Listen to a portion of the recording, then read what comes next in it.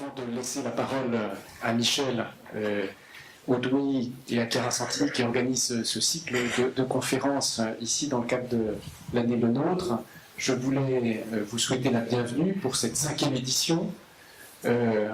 Rappelez que vous êtes nombreux à être présents dans cette assistance. Vous êtes ici présents dans cette salle, mais il y a une deuxième salle, et nous ne les voyons pas, mais nous les saluons, ceux qui se sont installés à l'étage supérieur pour suivre les conférenciers d'aujourd'hui. C'est l'occasion pour moi, au-delà de vous accueillir, de remercier l'ensemble des partenaires qui permettent le déroulement de ces conférences, donc à la fois Valor, Interprofession du paysage, mais aussi France Culture, où vous pouvez réécouter. On vous invite à les réécouter compte tenu de la teneur des échanges quelquefois contradictoires, donc qui font progresser la réflexion. Donc les échanges qui ont eu lieu dans les 4 précédentes éditions, et donc pour les 6 éditions à venir. Voilà, alors je n'introduis pas le thème de la journée parce que je vais laisser Michel vous initier à la thématique. Bonne conférence. Alors, bonsoir. Ça marche pas. Je prends donc, ce soir, je vous promets un débat serein autour de l'eau, du thème de l'eau. Alors, l'eau, c'est un enjeu, ici à Versailles en particulier, mais sur le territoire au XVIIe siècle. Il y a à la fois les étangs qu'on draine un petit peu partout, le canal du Midi, et puis bien sûr à côté Versailles, où l'eau est à la fois un élément à combattre ou à maîtriser de toute façon, à travers les drainages, etc. Et puis c'est aussi un élément de spectacle. Alors qu'en est-il aujourd'hui dans un contexte, bien sûr qui n'est pas le même, un contexte à la fois culturel, mais également technique, la question de l'écologie compte beaucoup pour tout ce qui est de l'eau. Alors nous accueillons ce soir, pour nous parler de l'eau, Daniela Melna, historienne du service des fontaines du château de Versailles, Christine Belnocchi, paysagiste, conceptrice de grands projets, et en particulier un assez symbolique autour de l'eau, qui est le parc de l'exposition internationale de Saragosse, et Michel Pénat, paysagiste, concepteur, en particulier avec Christine Pénat, de grands projets dont l'avant-dernier, on va dire, a été inauguré ce matin, les pelouses d'Auteuil, l'hippodrome d'Auteuil à Paris, et puis bientôt un projet qui se fait sur un cours d'eau, qui est la promenade du Paillon à Nice. Voilà. Pour commencer, je vais donner la parole à Daniela Melna. Voilà. Est-ce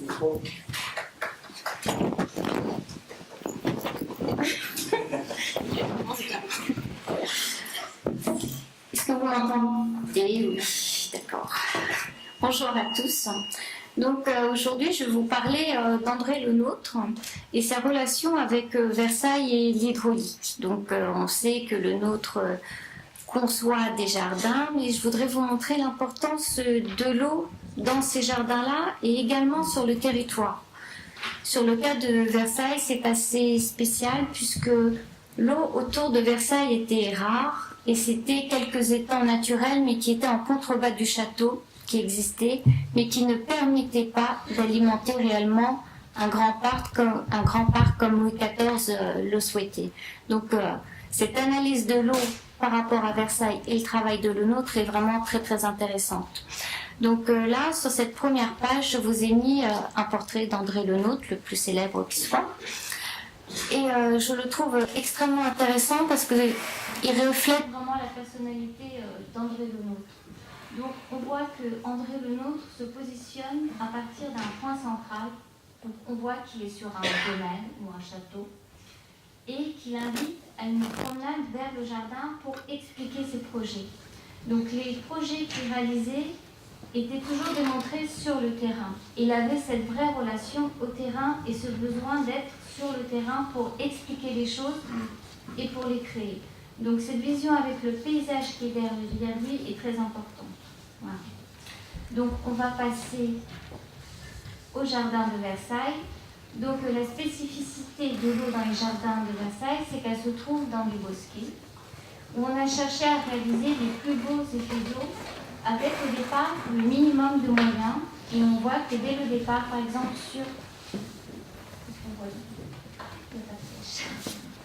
donc, ici, sur le bosquet du théâtre d'eau, on peut voir tous les effets d'eau qu'on peut réussir à produire. Donc dès le début, ce théâtre d'eau existait à Versailles, dès les premières réalisations hydrauliques. Et je vous expliquerai comment on a réussi à augmenter les effets d'eau au cours de la présentation. Et dans un second temps, je vous ai présenté ici la pièce d'eau des Suisses avec cette idée de grande perspective et l'importance des plans d'eau.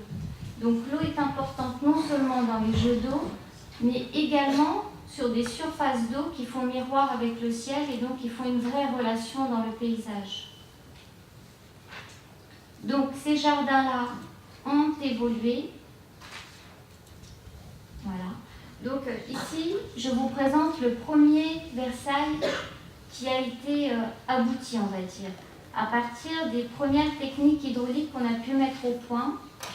Donc ce jardin a été abouti donc, en 1680 et au bas ici de la page, vous pouvez voir les premières installations hydrauliques, la grotte de Tétis, le carré, les 3 réservoirs de glaise et ensuite si on poursuit, on voit la tour d'eau et ici les 4 cercles, ce sont les pompes de Francine. Et ce qu'on a du mal à voir aussi, yes. Alors ici, vous avez également 2 conduites qui arrivaient des moulins, parce qu'on drainait aussi les terrains. Donc je vais vous montrer ça en image. Donc ici, on a un point de vue du bâtiment de Bontemps. Donc c'est le bâtiment qui était juste à côté de la grotte de Tétis. Et vous avez la vue sur les 3 réservoirs de glaise, la fameuse tour d'eau. La tour d'eau qui est ici, c'est la seconde réalisation. On ne peut pas le voir ici, mais c'était les pompes de Francine. Et à l'arrière, les moulins qui drainaient les eaux du côté de Glatigny. Donc ça, c'est en quelque sorte le résumé des premières installations hydrauliques sur le côté nord du château. Et sur cette présentation, on ne peut pas voir qu'il y avait également des réservoirs sous terre, sous la terrasse. Voilà. Donc, pour vous expliquer, donc, ici vous avez l'exemple de la première latone réalisée, puisque juste avant c'était l'ovale. Et on voit qu'avec ces installations hydrauliques, on a pu créer 30 effets d'eau sur la tonne. Voilà. Et en fait, l'alimentation de ces fontaines se faisait avec des tuyaux qui passaient dans le jardin et un seul tuyau était ensuite repiqué avec d'autres tuyaux qui permettaient d'alimenter par exemple 2 ou 3 bosquets ou 2 ou 3 fontaines. Donc l'inconvénient de ce premier système, c'est qu'on pouvait amener de l'eau sur les fontaines, mais pas alimenter ces 3 fontaines en même temps, par exemple. Donc c'était un souci. D'où les histoires qu'on raconte toujours avec le sifflet, lorsque les fontainiers passaient, devaient siffler. Au passage du roi, on ouvrait la fontaine et dès qu'il était parti, on fermait. Donc là, c'était la réalité du premier Versailles, qui évoluera par la suite et qui ne sera plus tout à fait vrai. Ensuite, on passe au second Versailles. Donc à partir de 1683, on commence les grands travaux avec le projet de la machine de Marly. Donc la machine de Marly a permis de récupérer l'eau de la Seine et de stocker beaucoup d'eau dans 3 grands réservoirs qui sont du côté de Louvciennes et Marly.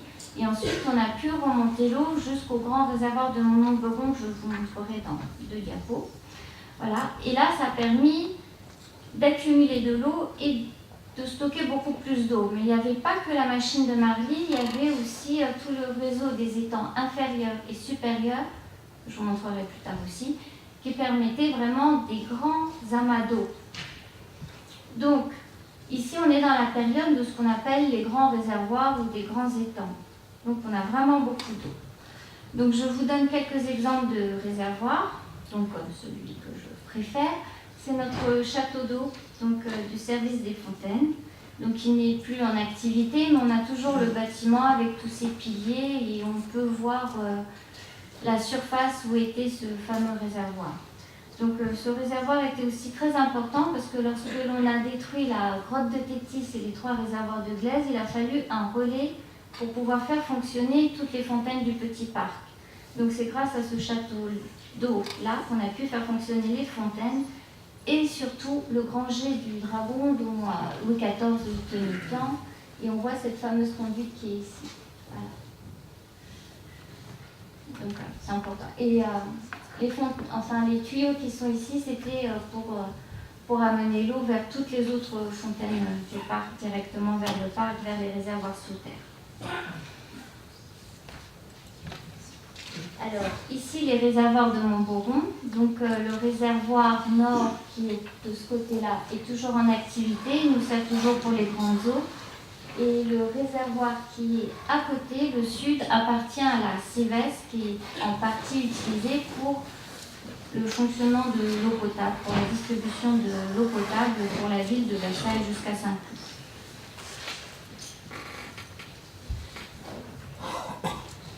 Alors ici, vous avez la seconde version de la tonne, qui, grâce à tous les apports d'eau qu'on a pu collecter, grâce aux étangs, à la machine de Marie, on a pu stocker beaucoup plus d'eau et donc créer des effets d'eau beaucoup plus complexes. Donc ici, on a condensé les effets d'eau grâce au système de gradins. Donc on est passé de 30 effets d'eau à 77 effets d'eau. Voilà. Et ce qui est très important, c'est qu'on a multiplié par 4 la consommation d'eau, surtout par la nappe d'eau qui est créée sous la statue de la tonne. Donc on a une conduite, une couronne, avec des trous percés qui permet de créer une nappe très équilibrée et de recouvrir les 4 gradins et de cacher complètement le marbre de la fontaine. Donc ça devient une fontaine de cristal d'eau. Donc c'est assez impressionnant à l'époque et on voit la régularité de tous les autres jets qui ont été créés. Donc pour avoir tous ces effets d'eau, il faut un aménagement au niveau de la terrasse. Donc là je vous ai mis un panneau que j'ai lors de mes visites dans la galerie de la tonne pour pouvoir accéder sous la tonne. Et donc c'est une explication sur le réservoir sous terre. Mais ce qui est intéressant ici, c'est que je peux mettre l'emplacement du château, le réservoir sous terre au niveau des parterres d'eau et la tonne et vous montrer à peu près les altimétries différentes et expliquer le fonctionnement gravitaire. Puisque le principe du fonctionnement des fontaines de Versailles, c'est d'utiliser ce fonctionnement très naturel, puisqu'il suffit d'avoir un point haut de stockage d'eau, et seul le poids de l'eau suffit à faire descendre l'eau, voilà, vers le point bas. Et ensuite, il n'y a plus qu'à avoir des éléments de commande et de manœuvre, comme des vannes intermédiaires, pour pouvoir contrôler l'ensemble. Et ici, vous avez aussi une poutre de ce réservoir sous terre, dans sa largeur. Et ce qui est intéressant, c'est ici, on voit la partie anglaise pour faire l'étanchéité de ces réservoirs. Et là, vous avez le réservoir sous terre qui est vide. Donc, un magnifique réservoir en parfait état. Voilà. Donc, la composition de cette terrasse est composée en 4 parties qui sont très importantes. Donc, on a la partie haute, où on a les réservoirs sous terre qui sont cachés. On a les terrasses, les bassins des terrasses qui permettent l'alimentation sur la tonne. Donc ici, on est sur un premier niveau. Ensuite, on utilise un degré pour descendre sur le second palier. Donc ce second palier, ensuite, permet l'accès à un troisième, où on trouve la tonne. Et de ce palier-là, on peut descendre vers le 4e palier. Et ce 4e palier a une relation directe avec ce parterre d'eau des lézards qui est en contrebas de la partie de la tonne. Donc ces 4 parties sont extrêmement importantes dans l'alimentation et dans la vision aussi qu'on a de ce parterre d'eau. Donc toutes ces découpes de terrain permettent, lorsque les inclinaisons sont parfaitement réalisées, de voir les dessins de ce parterre. Donc il y a tout un jeu d'optique qui a été créé sur la perspective et notamment sur ce parterre qui est très très réussi à l'époque de Le Nôtre. Donc, pour obtenir tout ça, il y a une découpe du terrain et ce dessin est extrêmement bien réalisé puisqu'on voit la découpe et la descente du terrain avec la coupe sur le dôme de la tonne. Je vous expliquerai beaucoup plus par ailleurs. Voilà. Donc on voit tout ce dégradé de terrain qui descend avec ici cette ligne-là qui est la partie haute, ici, et non basse.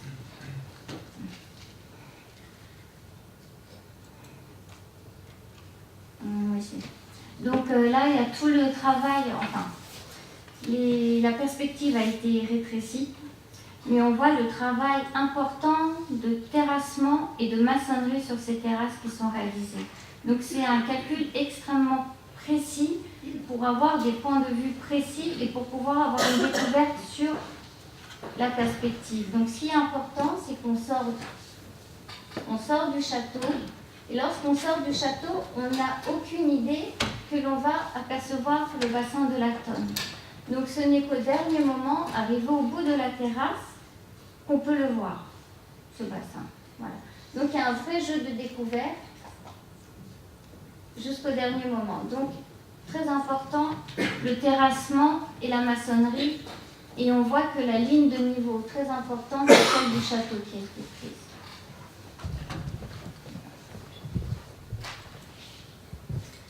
Ensuite, ici, lorsqu'on a créé les parterres d'eau au lieu des 5 gerbes qui étaient sur le premier Versailles, on voit tout l'aménagement qu'on a besoin de faire.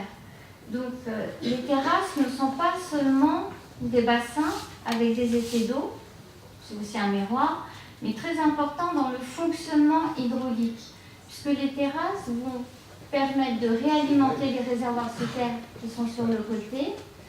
Elles vont aussi pouvoir alimenter sirènes et pyramides. Elles vont pouvoir alimenter la tonne. Enfin, il y a tout un jeu de répartition de l'eau qui est faite aussi à partir des bassins eux-mêmes. Donc tout ça est calculé par hauteur d'eau. Ce qui est très important, c'est tout l'aménagement caché, parce que bien sûr, il faut que ces réseaux soient en partie accessibles. La tonne va alimenter plusieurs autres bassins. Donc on le voit ici, je l'ai mis sur... Oui, bon. Elle va alimenter des bassins qui sont plus bas. Il y aura aussi des lézards qui seront alimentés. Et donc pour accéder et surveiller tous ces tuyaux-là, enfin en partie parce qu'ici ils ne sont pas accessibles, on a cette galerie de la tonne, donc ici en jaune. Voilà. Donc on peut vraiment aller sous la tonne et y accéder et la faire fonctionner. Et ici vous avez la seconde galerie où je vous expliquerai la prochaine partie. Et là de l'autre réservoir sous terre, vous avez également cette galerie-là.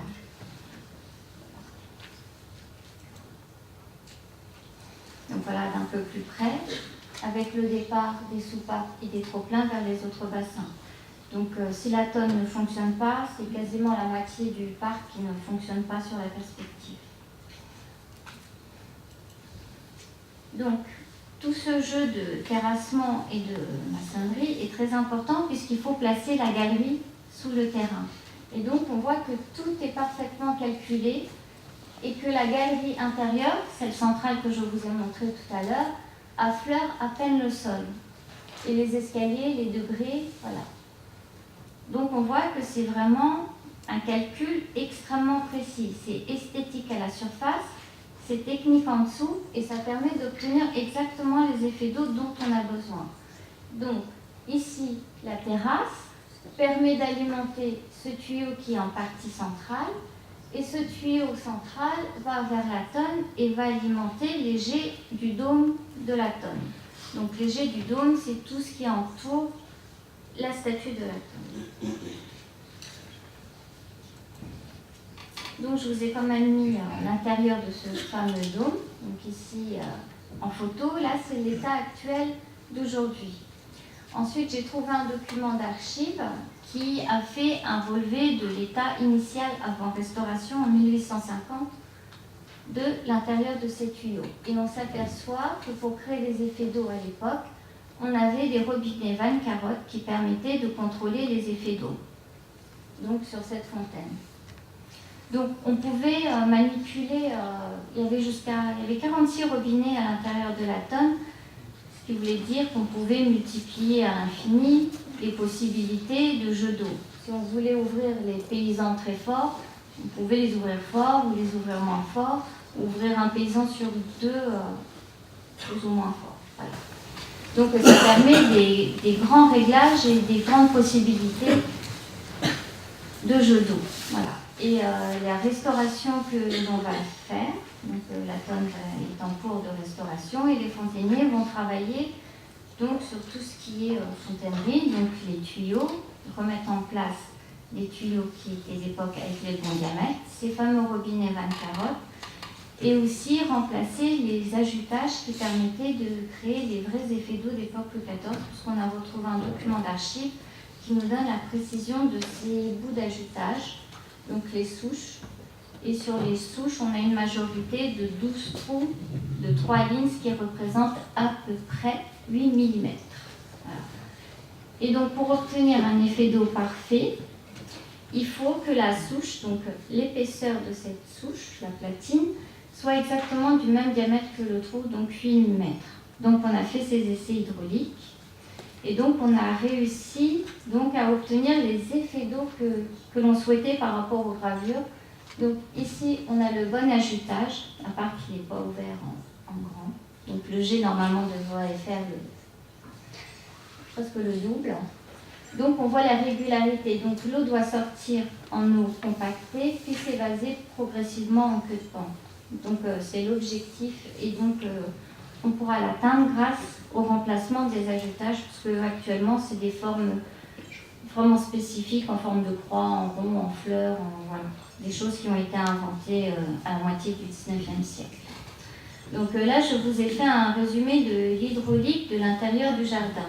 Mais pour alimenter tous ces jardins, il faut apporter l'eau au réservoir que je vous ai présenté. Donc, il faut créer des étangs, des réservoirs, des aqueducs, des rigoles, poser des conduites et contrôler par des vannes. Donc, comment est-ce qu'on procédait à l'époque? Donc, il fallait faire des nivellements sur le terrain et trouver tous les points hauts où on pouvait capter l'eau. Donc, ici, vous avez une règle de niveau dont les ingénieurs et fontainiers utilisaient à l'époque, et noter l'altimétrie de chacun des points d'eau. Et l'objectif de la collecte de cette eau était donc dans le premier Versailles, ici, d'emmener à la grotte de Tétis. Donc tous les points d'eau que l'on trouvait et qui étaient au-dessus de l'échelle pouvaient arriver à la grotte de Tétis. Et tout ce qui était en dessous n'arrivait pas, mais on pouvait les utiliser pour autre chose. Voilà. Donc, l'étendue des captations d'eau qui ont été faites et de tous les travaux qui ont été réalisés donc, est sur cette carte.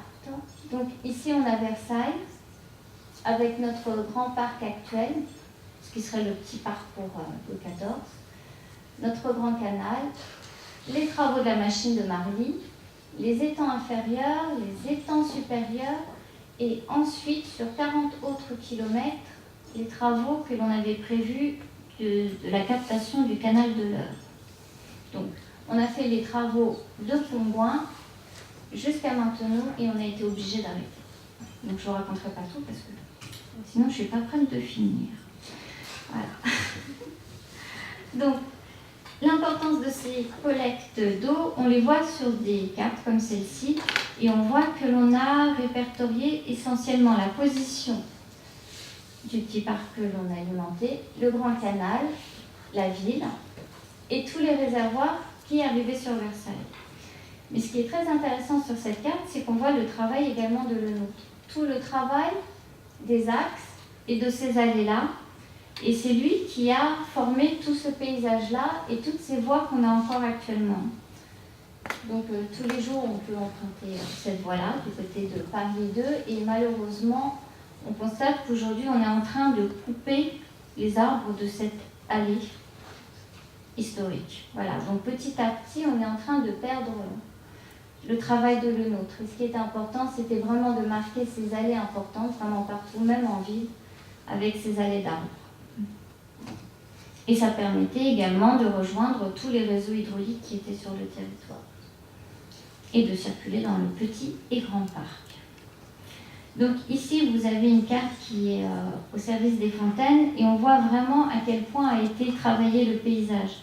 Donc ici, on a créé ce fameux grand parc, on a créé les étangs artificiels, ici, et on voit que tout ce qui est dans le petit parc de Louis XIV est complètement retravaillé. On voit des lignes partout. Le paysage n'est absolument pas resté, je ne peux pas dire indemne, j'ai un truc bizarre. J'ai une fenêtre. Bon, c'est pas grave. Je peux pas la faire, donc bon, c'est pas grave. Jouer maintenant, il est écrit.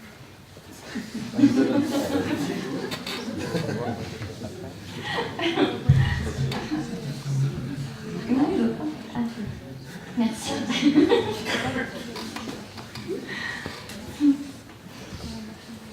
Voilà, donc un zoom là-dessus. Donc on voit parfaitement sur la carte. Ce qui est important, donc c'est les parties boisées, les étangs, les allées et toute l'hydrographie naturelle que l'on maintient à Versailles, puisqu'on capte la moindre source d'eau par des moulins ou autres. Voilà. Je résume parce que ça fait long. Donc, d'autres types de cartes sur le territoire. Donc on voit tout ce qui appartenait quasiment à Louis XIV, donc le Grand Parc est ici, les différents aménagements, toujours des étangs. Mais sur cette carte, on voit qu'il y a beaucoup d'aménagements hydrauliques, notamment les aqueducs souterrains qu'on trouve sur tout le territoire. Donc je vous fais un zoom parce qu'on ne voit rien. Voilà. Donc tout ce qui est en rouge, ce sont les aqueducs souterrains. Et ce qui est en rond rouge, ce sont les puits d'accès à ces aqueducs souterrains. Donc on voit qu'il y en a vraiment partout et que vraiment l'aménagement hydraulique est vraiment sur tout le territoire. Voilà. Et ici, vous avez Chevreloup qui a été réquisitionné, racheté par Louis XIV pour faire spécialement les réseaux d'eau pour Trianon. Donc ici, le grand réservoir de Chevreloup, conduite et aqueduc que je vous montrerai après sur les prochaines diapos. Et toujours la présence de ces grandes allées et ces aménagements pour y accéder. Donc, ce qui est intéressant à voir, c'est la manière dont on a acquis ces terrains. Donc, ces terrains, en fait, n'ont pas été achetés en bloc. Vous avez vu la partie de Chevreloup, c'est un assez grand domaine, mais le roi, au départ, n'a pas acheté la totalité de Chevreloup. Il s'est concentré sur les parties où on allait construire l'aqueduc ou qu'on était en train de construire, parce que des fois, on anticipait. Et donc, vous voyez tout l'aqueduc souterrain qui est ici, qui est dessiné sur des parcelles. Donc les parcelles ont été dessinées après. Donc on a d'abord dessiné ce réseau hydraulique avec sa conduite et le roi a demandé aux intendants des bâtiments de redessiner les parcelles qui appartenaient à des propriétaires. Et le roi n'a acheté que ces parcelles où passaient les réseaux hydrauliques à venir ou en cours de travaux. Voilà, donc c'est très très intéressant de voir l'importance de l'hydraulique dans l'agrandissement de ce grand domaine. Donc là où il y avait de l'eau à capter, on achetait le domaine. C'est pour ça que la forme du grand parc a cette forme assez particulière, c'est parce qu'elle englobe vraiment les réseaux hydrauliques pour Versailles.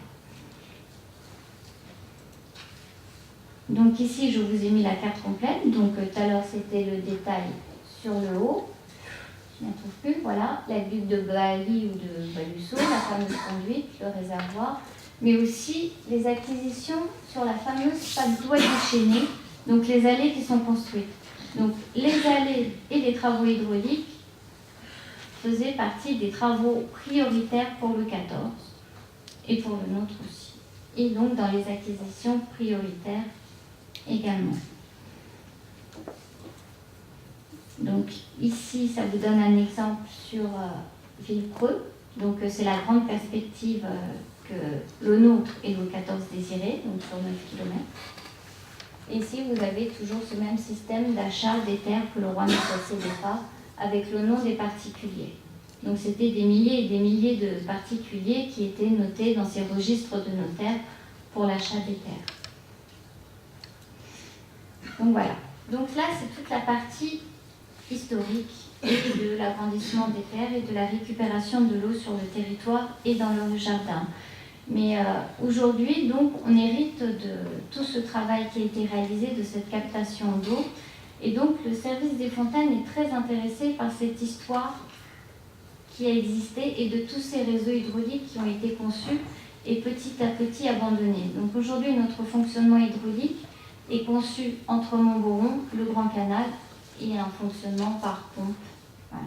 Donc il se résume à ça. Mais en période de sécheresse, donc, on aurait besoin de récupérer des réseaux d'eau et de sources naturelles qui existent sur les territoires, notamment ces eaux qui sont dans les aqueducs souterrains ou les autres sources qu'on a complètement abandonnées. Donc c'est très important de les référencer et d'essayer de les récupérer. Donc aujourd'hui, on met au point un nouvel outil, donc un SIG. Donc ce système d'information géographique permet de regrouper toutes les données qu'on peut trouver et il aide aussi également à retrouver ces réseaux hydrauliques. Donc par exemple, sur cette image, vous avez le recalage d'une carte historique de l'aqueduc du Trou d'Enfer. Donc ça fait partie des alimentations pour l'Anon, en passant par Chevreul. Et donc en recalant cette carte, on a pu retrouver l'un des puits d'accès sur cet aqueduc. Et dans l'histoire actuelle, c'est très important puisque sur le domaine de Villevert, donc là où vous avez toute cette partie de bâtiments, tout a été rasé, mais un nouveau projet est en cours. Donc on va créer un centre commercial, plus autres habitations et jardins familiaux. Donc sur ce projet-là, on aurait besoin, pour l'architecte, de récupérer cet aqueduc pour pouvoir passer des eaux pluviales. Donc d'un nouvel aménagement, on peut récupérer ces réseaux historiques, donc c'est utile au travail d'urbanisation, mais également de récupération d'eau pour Versailles. Donc c'est un assez beau projet que l'on a. Voilà. Et sinon, sur tous ces réseaux hydrauliques, on n'est pas les seuls acteurs. Donc nous, on est le service des fontaines pour les fontaines. Mais l'héritage de tout ce réseau est aussi donné à la Céleste, par exemple, qui s'occupe de l'eau potable et qui a récupéré beaucoup de réservoirs et qui distribue l'eau. Et tout ce qui est étang, rigole, est réparti dans des syndicats. Et en fait, on a créé depuis des bases de loisirs et un entretien de ces étangs. Il y a des protections écologiques des systèmes de la faune, de la flore. Voilà. Donc, voilà, ça s'est réparti entre différentes administrations pour la gestion de cet héritage. Voilà. Et donc, une dernière image. Voilà. Donc, on est aussi chargé de l'entretien du patrimoine de Versailles. Donc, ici, mes fontainiers au travail. Et grâce à eux, on arrive à maintenir les fontaines en état avec les techniques d'époque.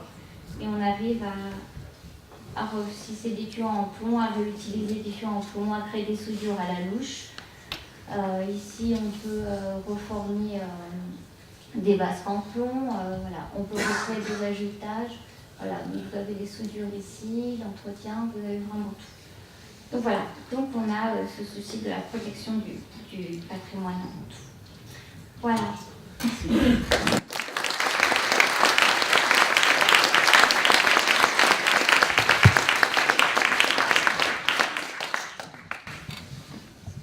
Peut-être une ou deux questions dans la salle à chaud. Daniel Amanda. Je vais me jeter à l'eau alors. On a l'impression que ce patrimoine, il intéresse le service des fontaines, les passionnés, les savants du service des fontaines en particulier, et qu'au fond, ce qui compte pour le château, c'est de faire marcher les eaux, le spectacle. Est-ce qu'il y a vraiment une recherche pour valoriser au fond ce patrimoine qui est invisible, mais qui est exceptionnel? Oui, on cherche vraiment à le valoriser. Donc, on fait des visites. Donc, dans nos réseaux souterrains, on arrive à montrer une partie du réseau hydraulique. Et on a aussi le projet d'une conception d'application sur iPad, par exemple. Donc, lorsqu'on sera dans le parc de Versailles, on pourra voir en sous-couche les parties cachées du réseau hydraulique. Donc, quand on sera sur la terrasse, on pourra voir apparaître les réservoirs sous terre, lorsqu'on sera devant la tonne, on pourra avoir une coupe avec les tuyaux à l'intérieur. Voilà. Donc on a ces ambitions-là et aussi, grâce au ICG, ensuite on pourra créer un site internet qui pourra permettre d'expliquer tout ça. Donc le fonctionnement de ce réseau hydraulique donc, au grand public, et il y a aussi des projets avec la ville de Versailles, donc parfois on crée des expos. Donc par exemple à Gobert, il y a l'explication de tout ce fonctionnement hydraulique sur des panneaux. Voilà, donc des choses comme ça. D'accord, merci. Pas de questions, nous reviendrons. Si, une question. Je voulais savoir pourquoi ils n'ont pas continué le canal de l'heure. Oui, bonjour. Est-ce que vous pouvez expliquer en quelques mots, juste pour le canal de l'heure, pourquoi ça a été abouti? Merci. C'est parce qu'on était dans une période historique assez compliquée, où économiquement la France n'était plus très bien et où le roi était en conflit avec la Ligue des Habsbourg. Donc il a fallu partir en guerre. Et donc toutes les finances sont parties pour la guerre, ainsi que les ingénieurs, ainsi que les ministres. Enfin, tout le monde est parti à la guerre. Et les soldats qui construisaient ce canal ont dû partir à la guerre également. Et aussi, au cours de ce chantier, il y a eu beaucoup de soucis de maladies et une partie de ces soldats sont morts parce qu'il y avait des infections, en fait, voilà, des maladies liées à l'eau, voilà. Donc des fièvres terribles. Et, voilà. Donc c'est surtout économique, politique. Une dernière question avant de poursuivre avec Christine Dalmoti. Oui, j'avais juste une question, parce que je voudrais que Daniela nous raconte en 2 mots quelque chose qui m'a beaucoup frappé lors d'une conversation, parce que tu dis des fois, en fait, le nôtre était un fontainier. Donc, quel était à cette époque le rapport entre un jardinier et un fontainier, ou plutôt en sortant de ces clichés un peu historiques, entre un paysagiste et un ingénieur hydraulique? Mais en fait, ils étaient vraiment obligés de travailler ensemble, puisque une fontaine doit avoir une position sur la perspective. Donc le nôtre a besoin de placer, par exemple, la tonne à cet endroit-là. Ensuite, pour l'alimentation de la tonne, il faut vraiment que les réservoirs soient cachés. Donc il faut qu'ils soient à un certain niveau sous la terrasse. Donc pour pouvoir jouer sur la perspective, les dégradés avec les différents degrés, et positionner les fontaines au bon endroit, et pour pouvoir avoir les plus beaux effets d'eau avec des jets exceptionnels, il faut absolument que les deux travaillent en commun. Parce que sinon, la fontaine pourrait être à un autre endroit. Si l'hydraulicien dit « je la voudrais plus près de la terrasse », sur la perspective, on n'aurait plus le même effet. Donc ils sont obligés de travailler ensemble s'ils veulent ce rendu-là. Chacun a ses contraintes. Le nôtre a les contraintes de respecter les installations hydrauliques, et le fontainier est obligé de se positionner sur la perspective pour que la vue soit parfaite. En fait, c'est vraiment une vision globale à avoir. Il faut absolument avoir une vision à partir du sol, considérer le sol, le dessous et le dessus. Ils sont obligés d'avoir cette vue-là, et ça c'est une vue d'hydraulicien. Un jardinier qui ne verrait que le dessus du sol et ce qu'il y a au-dessus ne pourrait pas réaliser un jardin à la nôtre. Il faut vraiment comprendre le fonctionnement hydraulique pour pouvoir se positionner là-dessus. Donc, le nôtre est un fontainier. Merci, je salue au passage dans la salle la présence de quelques fontainiers du château. Bienvenue, et puis, heureux de vous accueillir. Christine, venez à la tribune. L'eau aujourd'hui dans les jardins, est-ce que pour quelle technique, quels usages, pour quels effets également? Bonjour et merci d'abord Vincent, Michel et Cara de m'avoir invité. C'est vrai qu'ici on est en fait à la maison. Et c'est un peu étrange, 35 ans après, il y a Michel, Pénal, Christine qui sont là, on était étudiants, et il y a nos profs dans la salle. Et c'est un peu étrange, le temps c'est un peu comprimé, voilà, et c'est un peu émouvant. Donc voilà, c'est un plaisir. Alors bien sûr, je pense que le nôtre est resté le patron. Je pense qu'on a une chance infinie de faire nos études ici à Versailles, bon, même si on rend à la Catigny son potager. Mais le fait d'étudier ici, je pense que c'est vraiment quelque chose de tout à fait particulier qui nous ancre pour la vie dans une espèce de culture très très particulière. Et j'ai le sentiment que même si on rassemble tous nos travaux, tout ce qu'on a fait, etc., on n'a pas réinventé le quart du tiers de ce que le nôtre a inventé, puisqu'il y a déjà tout. La relation au territoire, à la géographie, la relation de la ville et de la nature, de la ville et du parc, de l'architecture et du jardin, de la ville et de l'agriculture aussi. Enfin, je veux dire, il y a déjà absolument tout. Et c'est un peu vache de me faire présenter mon travail après la présentation de Daniela, mais ça aurait été mieux de faire l'inverse, je pense. Voilà. Donc je vais essayer de vous raconter un peu rapidement, finalement, plus que des projets dans le détail, peut-être la manière dont j'ai essayé de faire couler un peu d'eau dans mes projets pendant toutes ces années. Alors j'ai commencé par une petite rubrique comme ça de souvenirs et un peu de bric-à-brac parce que en fait j'aime bien les petits souvenirs, c'est des petites cochonneries comme ça qui sont faites en Chine et puis quand on les met dans notre poche et qu'on voyage avec et qu'on les ramène, ils commencent à être très chargés et à prendre beaucoup de sens. Et je pense que dans nos projets, c'est un peu pareil. C'est-à-dire qu'on a une certaine technique, une certaine pratique, etc. Et puis on rajoute aussi des petits souvenirs comme ça qui font que des petites choses qui ont l'air comme ça simples, mais qui tout d'un coup, voilà, donnent du sens. Et puis, j'ai mis aussi dans mon petit bazar, dans mon grenier, finalement, ces petites cartes. Bon, je suis un peu marin, j'ai passé pas mal de temps en mer, j'aime beaucoup les cartes. Et ça, c'est des petites cartes qui étaient faites par les marins des îles Marshall, qui avaient besoin de se repérer sur la mer et qui posaient des petits coquillages qui indiquaient les points fixes et puis ils essayaient de dessiner la mer avec des baguettes de bois qui indiquaient le sens de la houle, le sens des vagues et toutes ces choses-là. Et finalement, je me dis que notre métier de paysagiste, c'est un peu d'essayer de dessiner la mer parfois. Et voilà, donc je suis assez attachée à ces petites choses.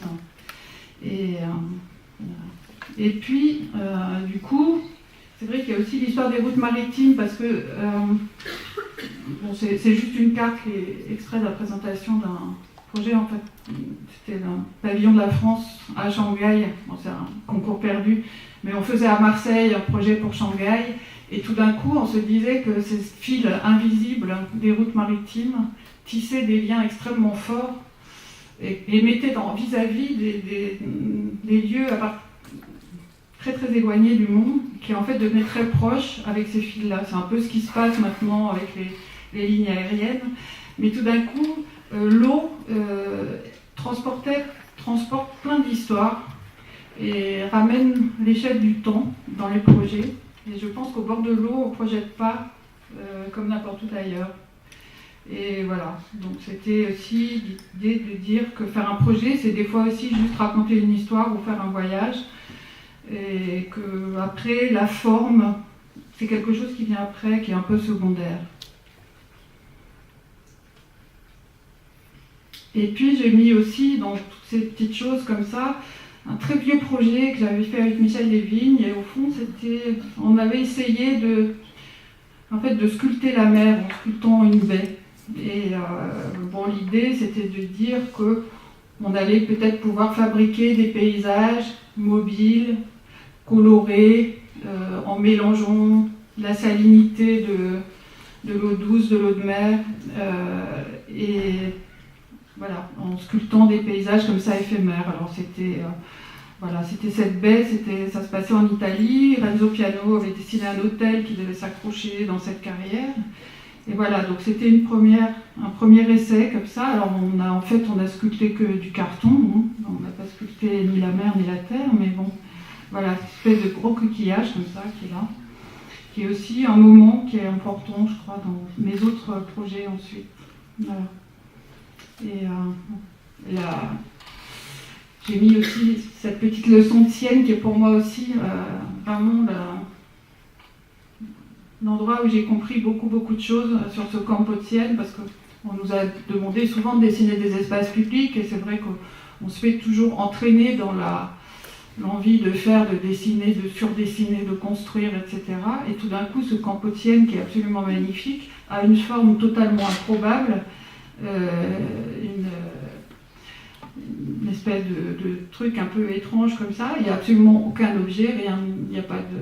Enfin, voilà. C'est juste un espace vide. Et au fond, ce qui est assez intéressant, c'est de comprendre que géographiquement, c'est l'amorce d'une petite vallée, comme ça, où se collectent en fait les eaux des 3 lignes de crête qui sont autour, qui amènent vers la ville, et que c'est juste la pétrification finalement de cet endroit où les eaux de pluie se collectent, et que alors j'ai pas mis la diapo à l'envers comme certains voudront me le dire, mais je vais retourner pour qu'on comprenne mieux. On voit ici le campo, et en fait dans cette espèce de conque, toute l'eau se collecte, descend en bas et servait à irriguer les jardins qui étaient en aval. Donc tout d'un coup on s'est dit que voilà, le développement durable on était en train de réinventer l'eau tiède d'une certaine manière, et que tout d'un coup tout était là, et j'ai eu l'impression tout d'un coup de comprendre un peu des choses, voilà, avec ce dessin qui pendant 400 ans n'a pas changé, et ce plan, voilà, qui est juste ça, quoi. Et voilà, ça a été quelque chose d'important. Alors c'est un petit parallèle à ça, parce qu'en fait on a 2 sortes d'eau à traiter, un peu, si on résume, c'est l'eau du ciel et puis l'eau de la terre, donc l'eau de pluie. J'ai mis juste là aussi pour mémoire un projet sur lequel j'ai passé très vite, mais c'était une usine Thomson à côté, à Guyancourt, mais ça se passait à la fin des années 80. Et en fait, il n'y avait pas du tout d'argent, il n'y avait pas de réseau, enfin c'était une apocalypse ce truc, un terrain complètement gadouilleux dans lequel on ne pouvait pas faire de chantier. C'est Piano qui a construit l'usine, et au fond, comme il n'y avait tellement rien, on s'est dit on va déjà faire des saignées dans le sol pour pouvoir faire le chantier dans des conditions à peu près confortables. Et puis après, ça viendra des fossés, et puis on ramassera les eaux de pluie dedans, et puis on plantera des arbres, et au lieu de dépenser du fric à enterrer des tuyaux, ça fera un peu quelque chose, ça fera un peu un paysage. Et donc ça s'appelle maintenant la gestion raisonnée des eaux pluviales, je ne sais pas comment. Alors ce qui est drôle, c'est qu'à cette époque-là, ça a été un combat. C'était terrible. C'était une guerre pour y arriver. Et voilà. Donc c'était un truc très simple, c'était juste une histoire de bon sens. Et voilà. Donc voilà, donc le parking c'était juste des grandes tuiles comme ça, et puis alors je suis désolée, alors les photos sont moches, mais c'était à l'époque où on faisait des diapositives et des photocopies, enfin bon voilà. Donc c'était juste une petite truc, voilà, pour dire qu'on réinvente un peu toujours les mêmes choses, et voilà. Mais, alors c'est pas considéré comme une référence par contre par les maîtres d'ouvrage, je n'ai pas de référence en développement durable et en gestion raisonnée des eaux pluviales. Voilà. Et donc ça pousse, après on a mis des saules, voilà. C'est juste ça. Continuons ces petites leçons d'Italie, puisque bon, je ne suis pas le Corbusier, mais j'ai quand même pris des petites leçons en Italie. Et c'est vrai qu'à la Villa d'Este, on était connu pour ses fontaines, etc.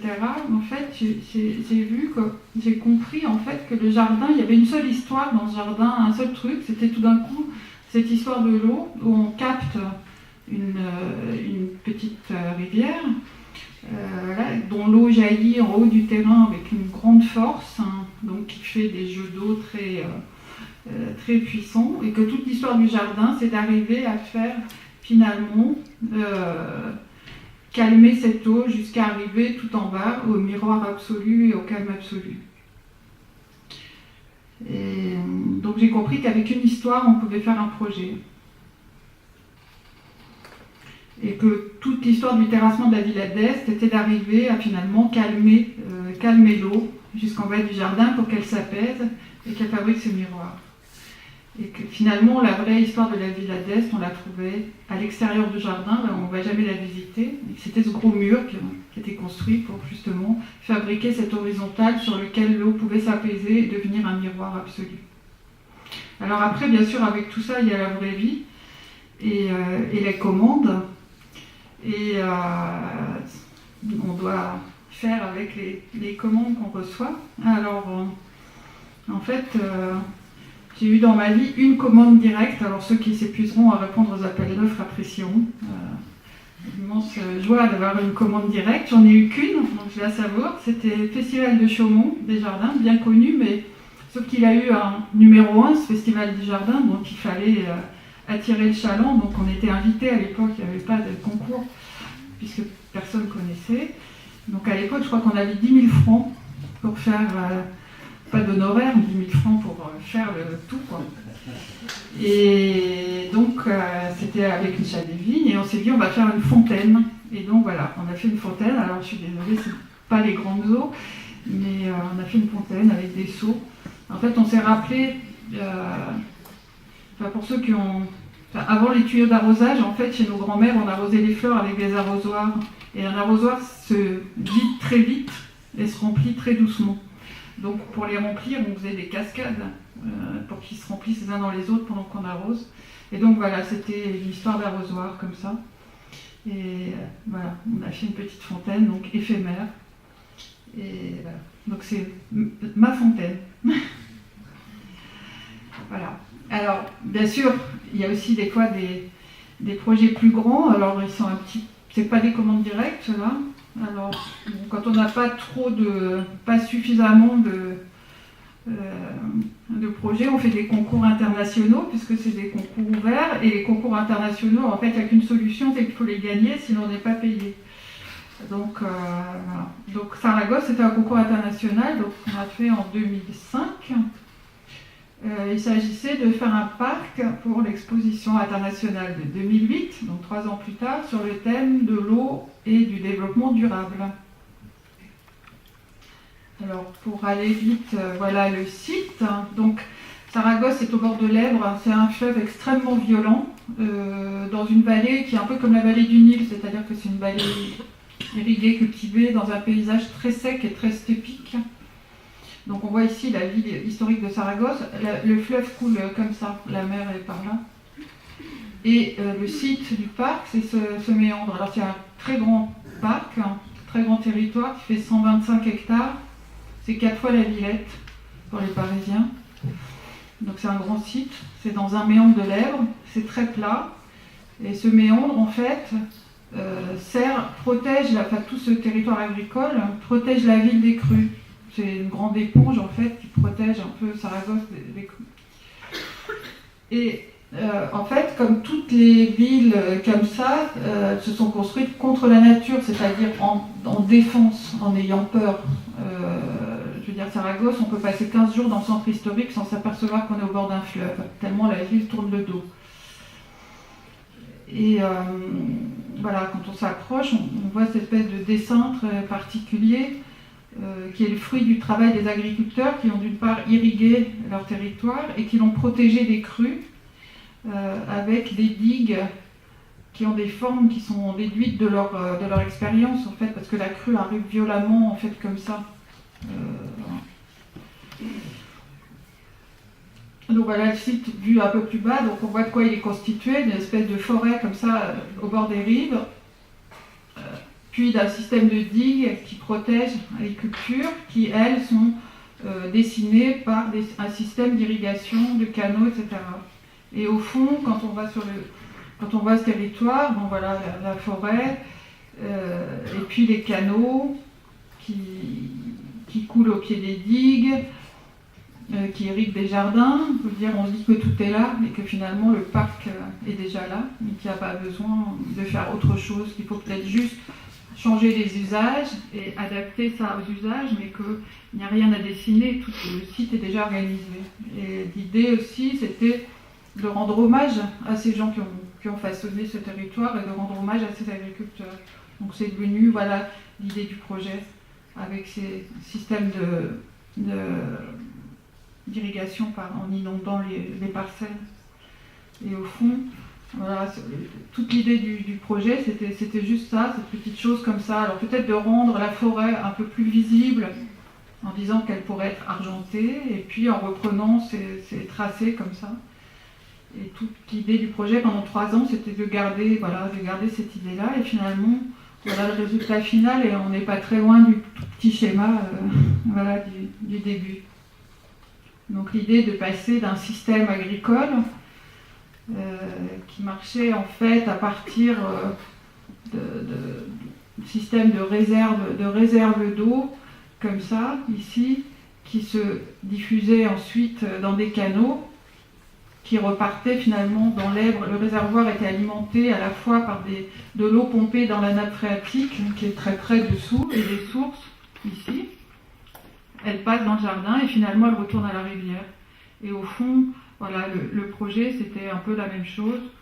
Simplement, on a amplifié le dessin, on a forcé les traits, mais le principe est resté vraiment le même. C'est-à-dire un canal réservoir ici, qui ensuite alimente un aqueduc qui redispatche toute l'eau du parc dans des canaux, qui inondent en bas des parcelles qui peuvent devenir des baignades, et qui finalement repartent dans la rivière. Et donc, toute l'histoire du chantier, c'est finalement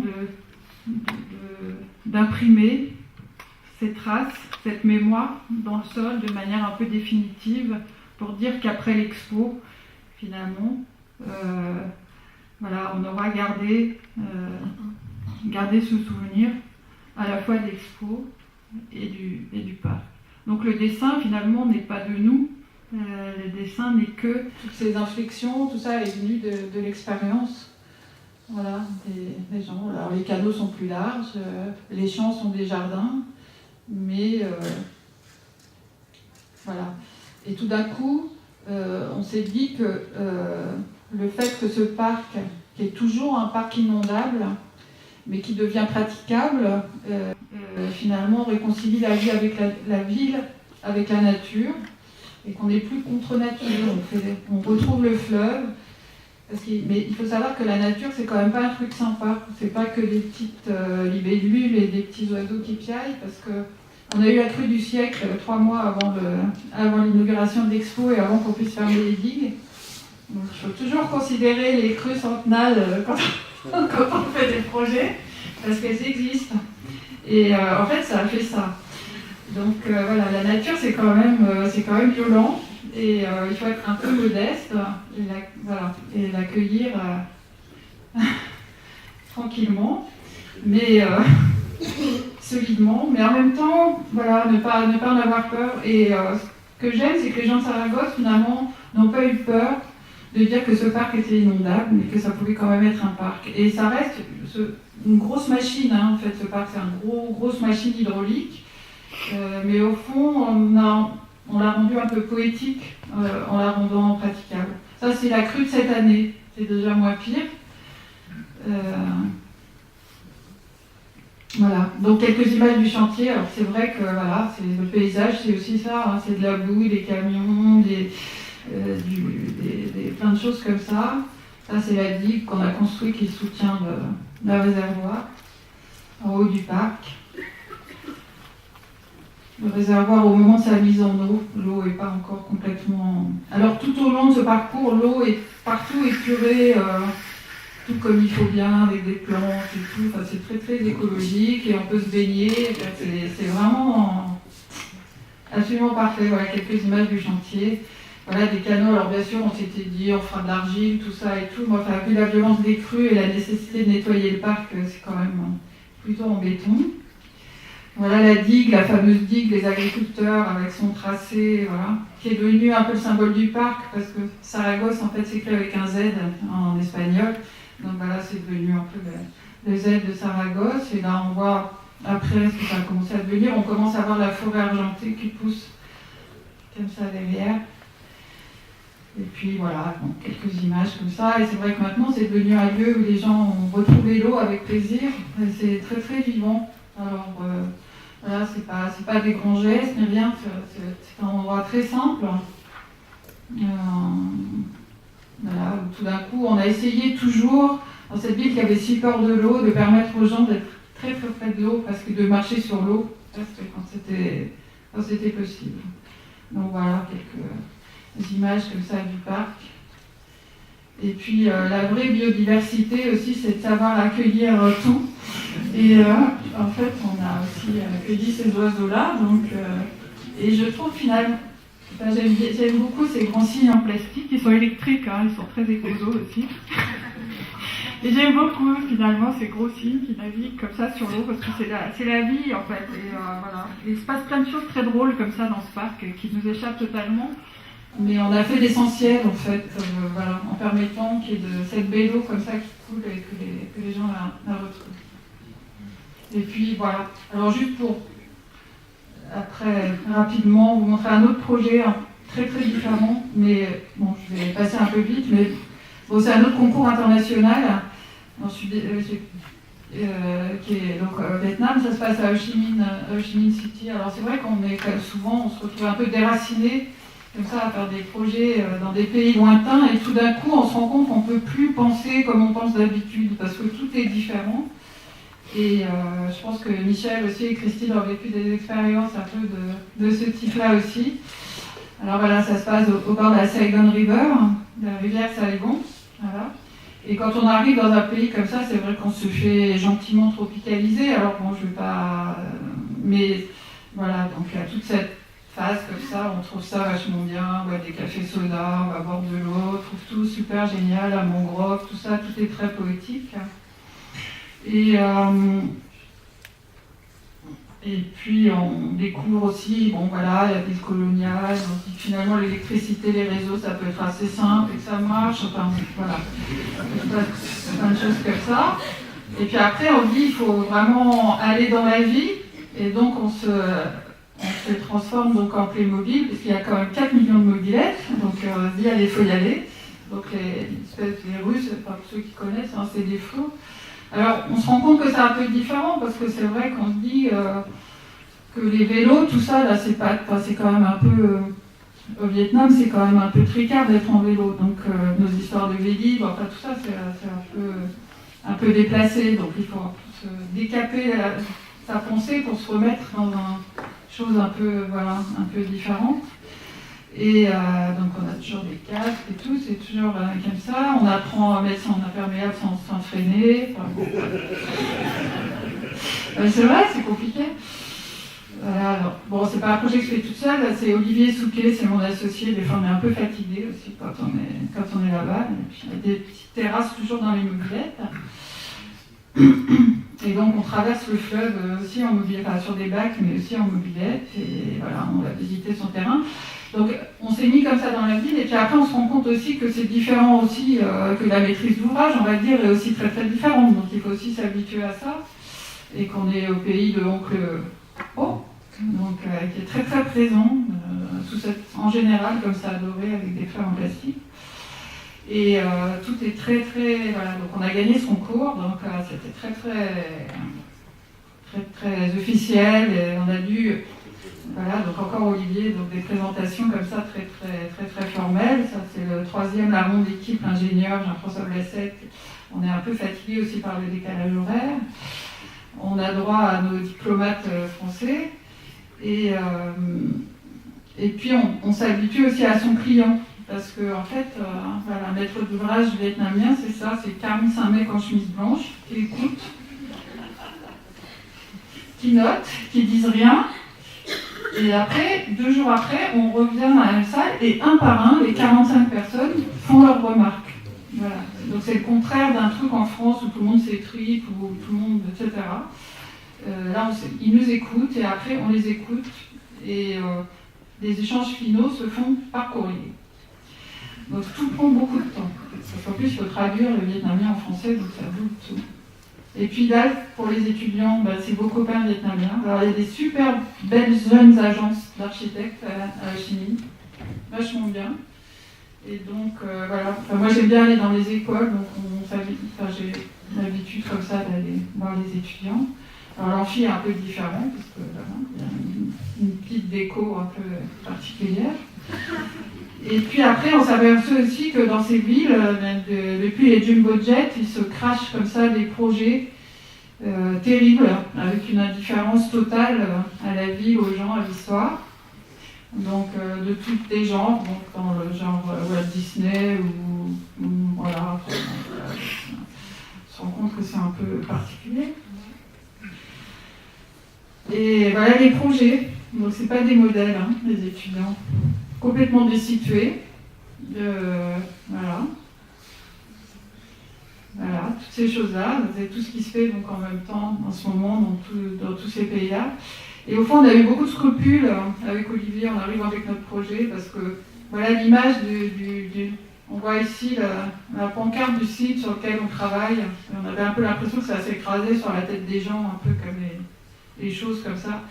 Donc on a eu des tas de scrupules et puis finalement, on s'est dit qu'il y avait l'import-export et peut-être qu'on pouvait essayer de faire les choses dans l'autre sens et aller nous là-bas prendre des gens. Donc on s'est dit allez, on y va, on le fait. Donc voilà, on a fait ce concours pour l'espace public voilà, de Kitiem au bord de cette rivière de Saïgon. En fait c'est là. On voit ici, en fait la ville française, l'ancienne ville française est ici. Il s'agit de ce méandre. Donc la ville va traverser la rivière. C'est vrai qu'on se rend compte quand on voit la totalité du site que c'est relativement logique en fait et assez inéluctable. Alors bien sûr il y a une agence américaine donc on voit ce site actuellement qui est de Mangrove.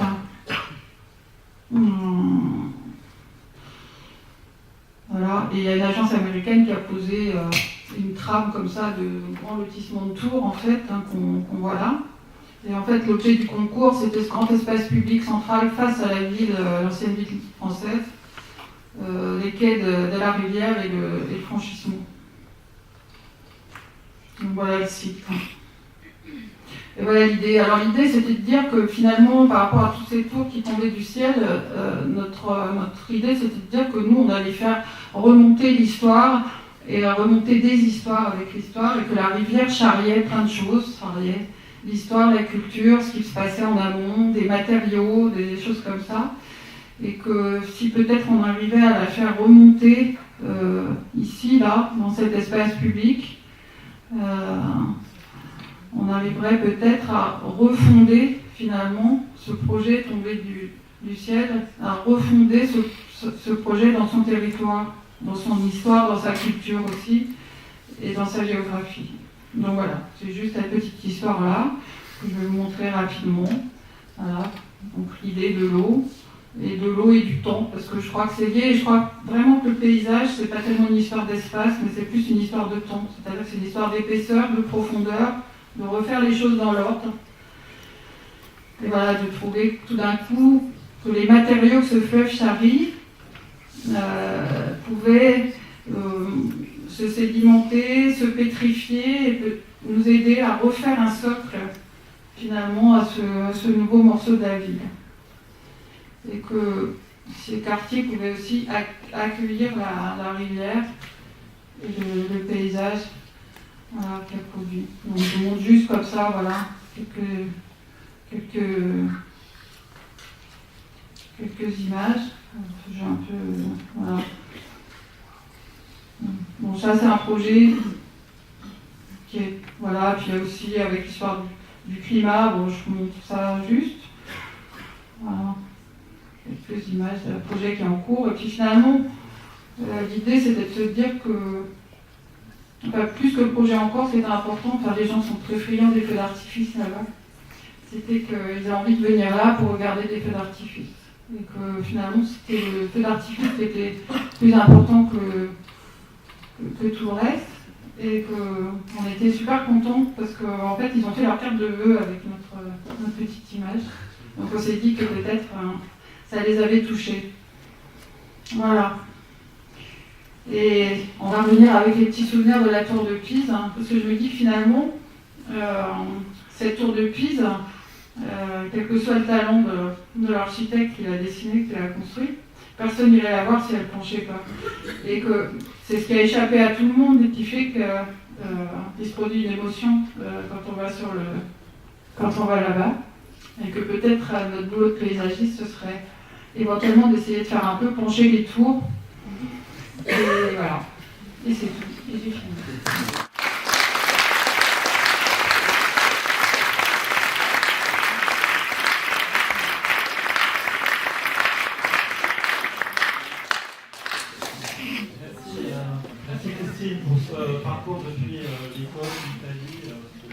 Italien nouveau. Est-ce qu'il y a quelques questions dans la salle, à chaud? Des élèves? Non? On reviendra sur cette intervention à l'issue de l'intervention de Michel Pénal.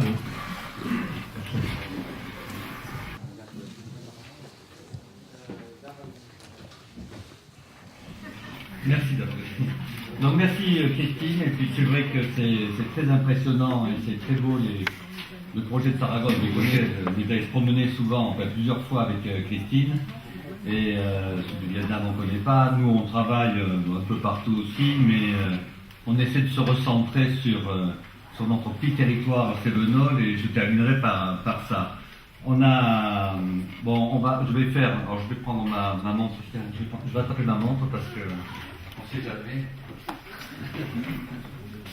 Le temps passe tellement vite.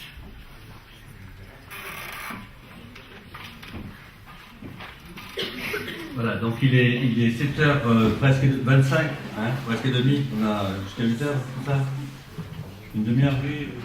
Donc j'ai partagé en trois fois 10 minutes.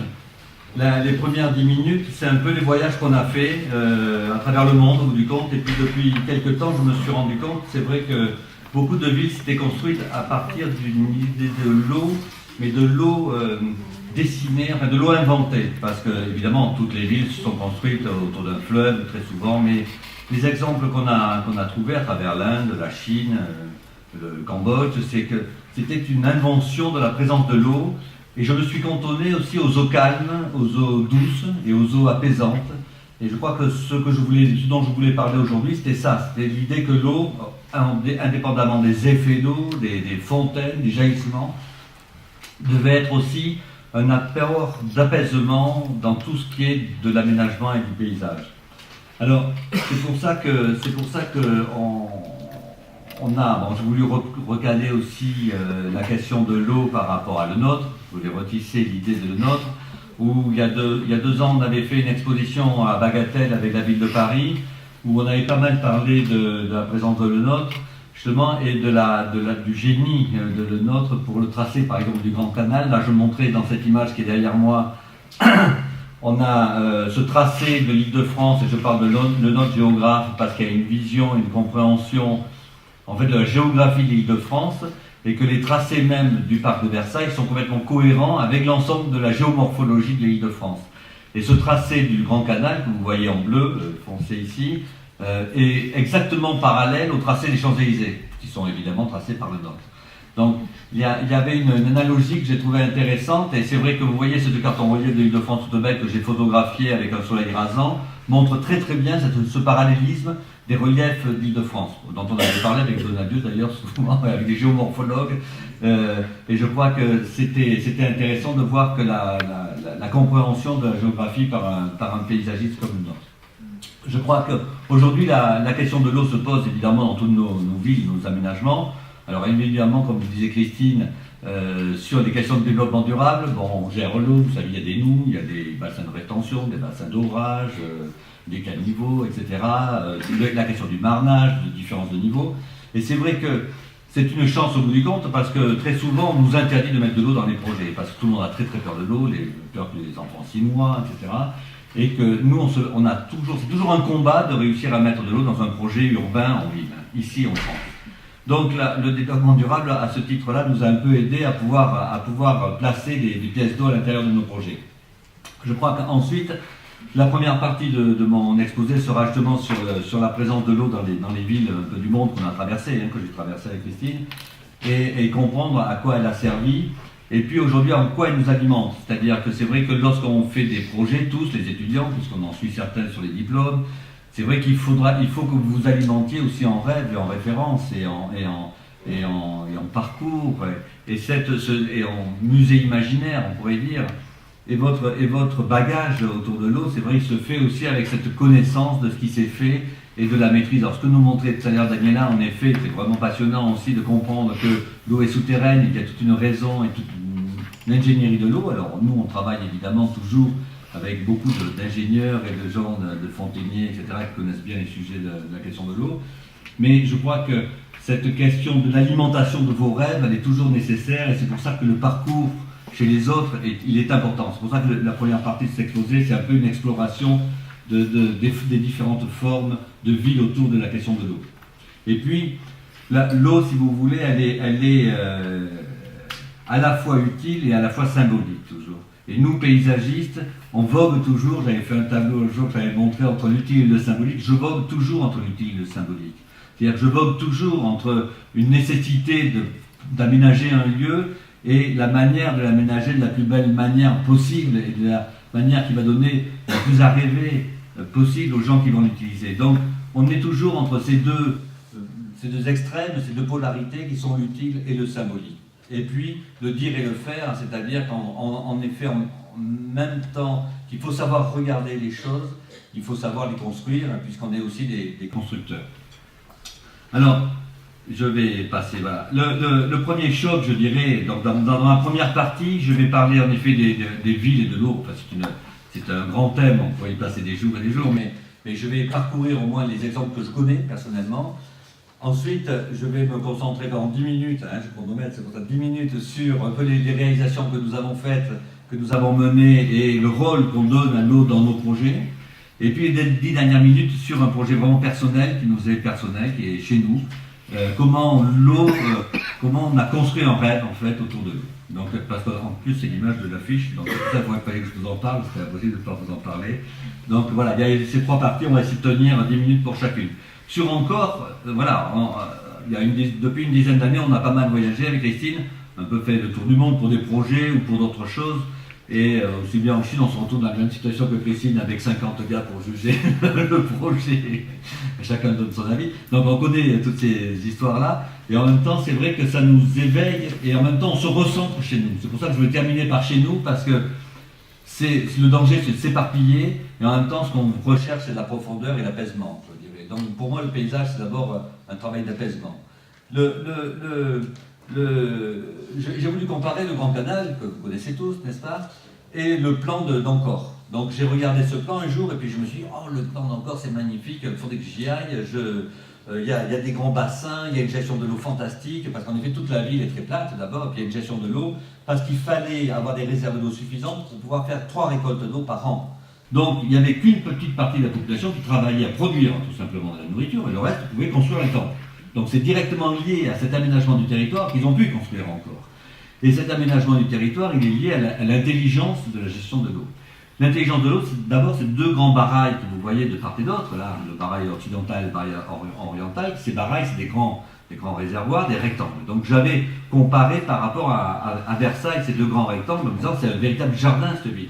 Et puis j'ai superposé, vous voyez le Grand Canal, vous voyez ? Donc c'est pour ça que je zoome, il est là. C'est à la même échelle. Donc, le Grand Canal, il rentre, il fait même pas la largeur du grand bassin. Donc, si je zoome encore, vous voulez voir le Grand Canal ? Donc, si vous voulez, je me suis rendu compte qu'en effet, c'était une échelle délirante et que c'est quasiment la dimension de l'Île-de-France, vous savez encore.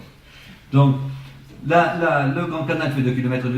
Ce grand bassin, qui est parfaitement rectangulaire, presque, il fait 8 km sur 3.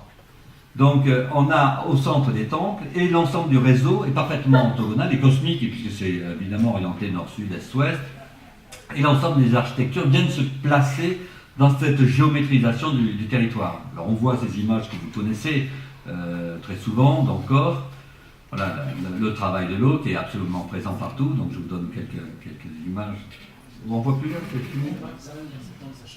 Ah oui d'accord, je vais trop vite, c'est ça ? Ah, donc bon, peut-être que demain matin on est toujours là. Donc ça c'est une image du grand barrage, justement qui est aujourd'hui réinvesti par les gens. Donc ils sont remis en eau parce qu'ils ont été asséchés, retraités en rizière, et là ils ont été remis en eau depuis quelques années, et ça devient une espèce de grande base de loisirs. Vous voyez ce grand rectangle au bout du compte, c'est plus un rectangle évidemment lorsqu'on le perçoit. Ça va, ça passe. Donc au centre, un certain nombre d'îles étaient dessinées, parce qu'on va voir ensuite en Inde. C'est intéressant parce que les palais se trouvent sur l'eau. C'est-à-dire que les palais n'ont pas de jardin, les palais sont posés dans l'eau.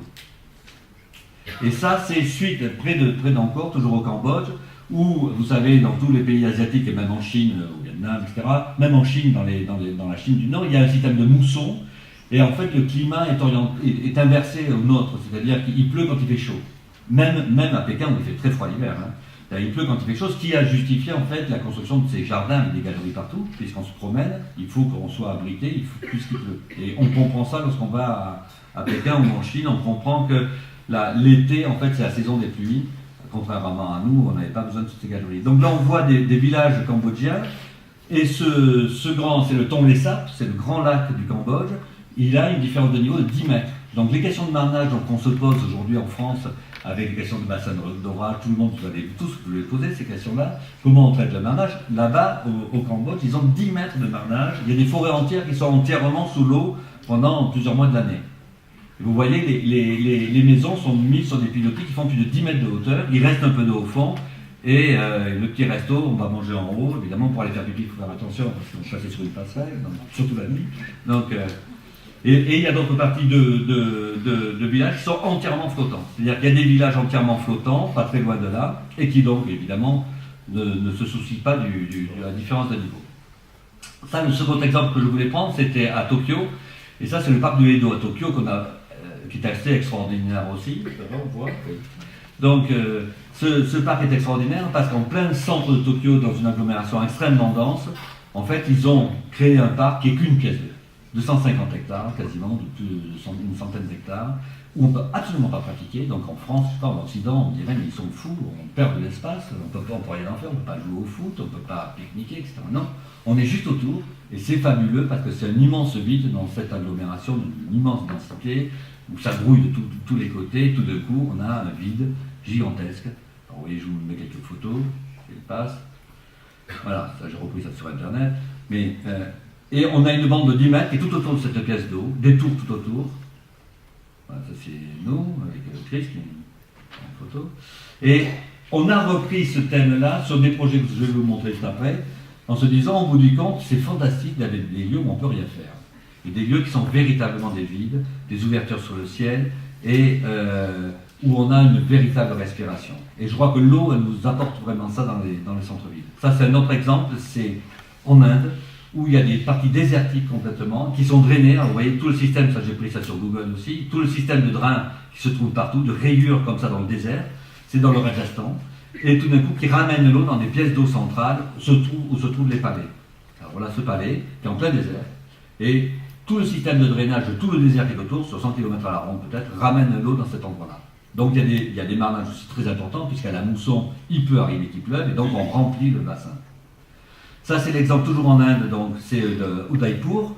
Udaipur, qui est connu comme étant un site extrêmement romantique. Et vous voyez les palais qui sont placés sur l'eau. En fait, cette eau, toute la ville est construite à partir de cette eau, c'est un réservoir. Ce sont des réservoirs. C'est-à-dire que c'est une eau complètement artificielle qui a été construite justement pour retenir l'eau de la mousson. Et les palais sont construits sur ces îles et aussi sur les digues.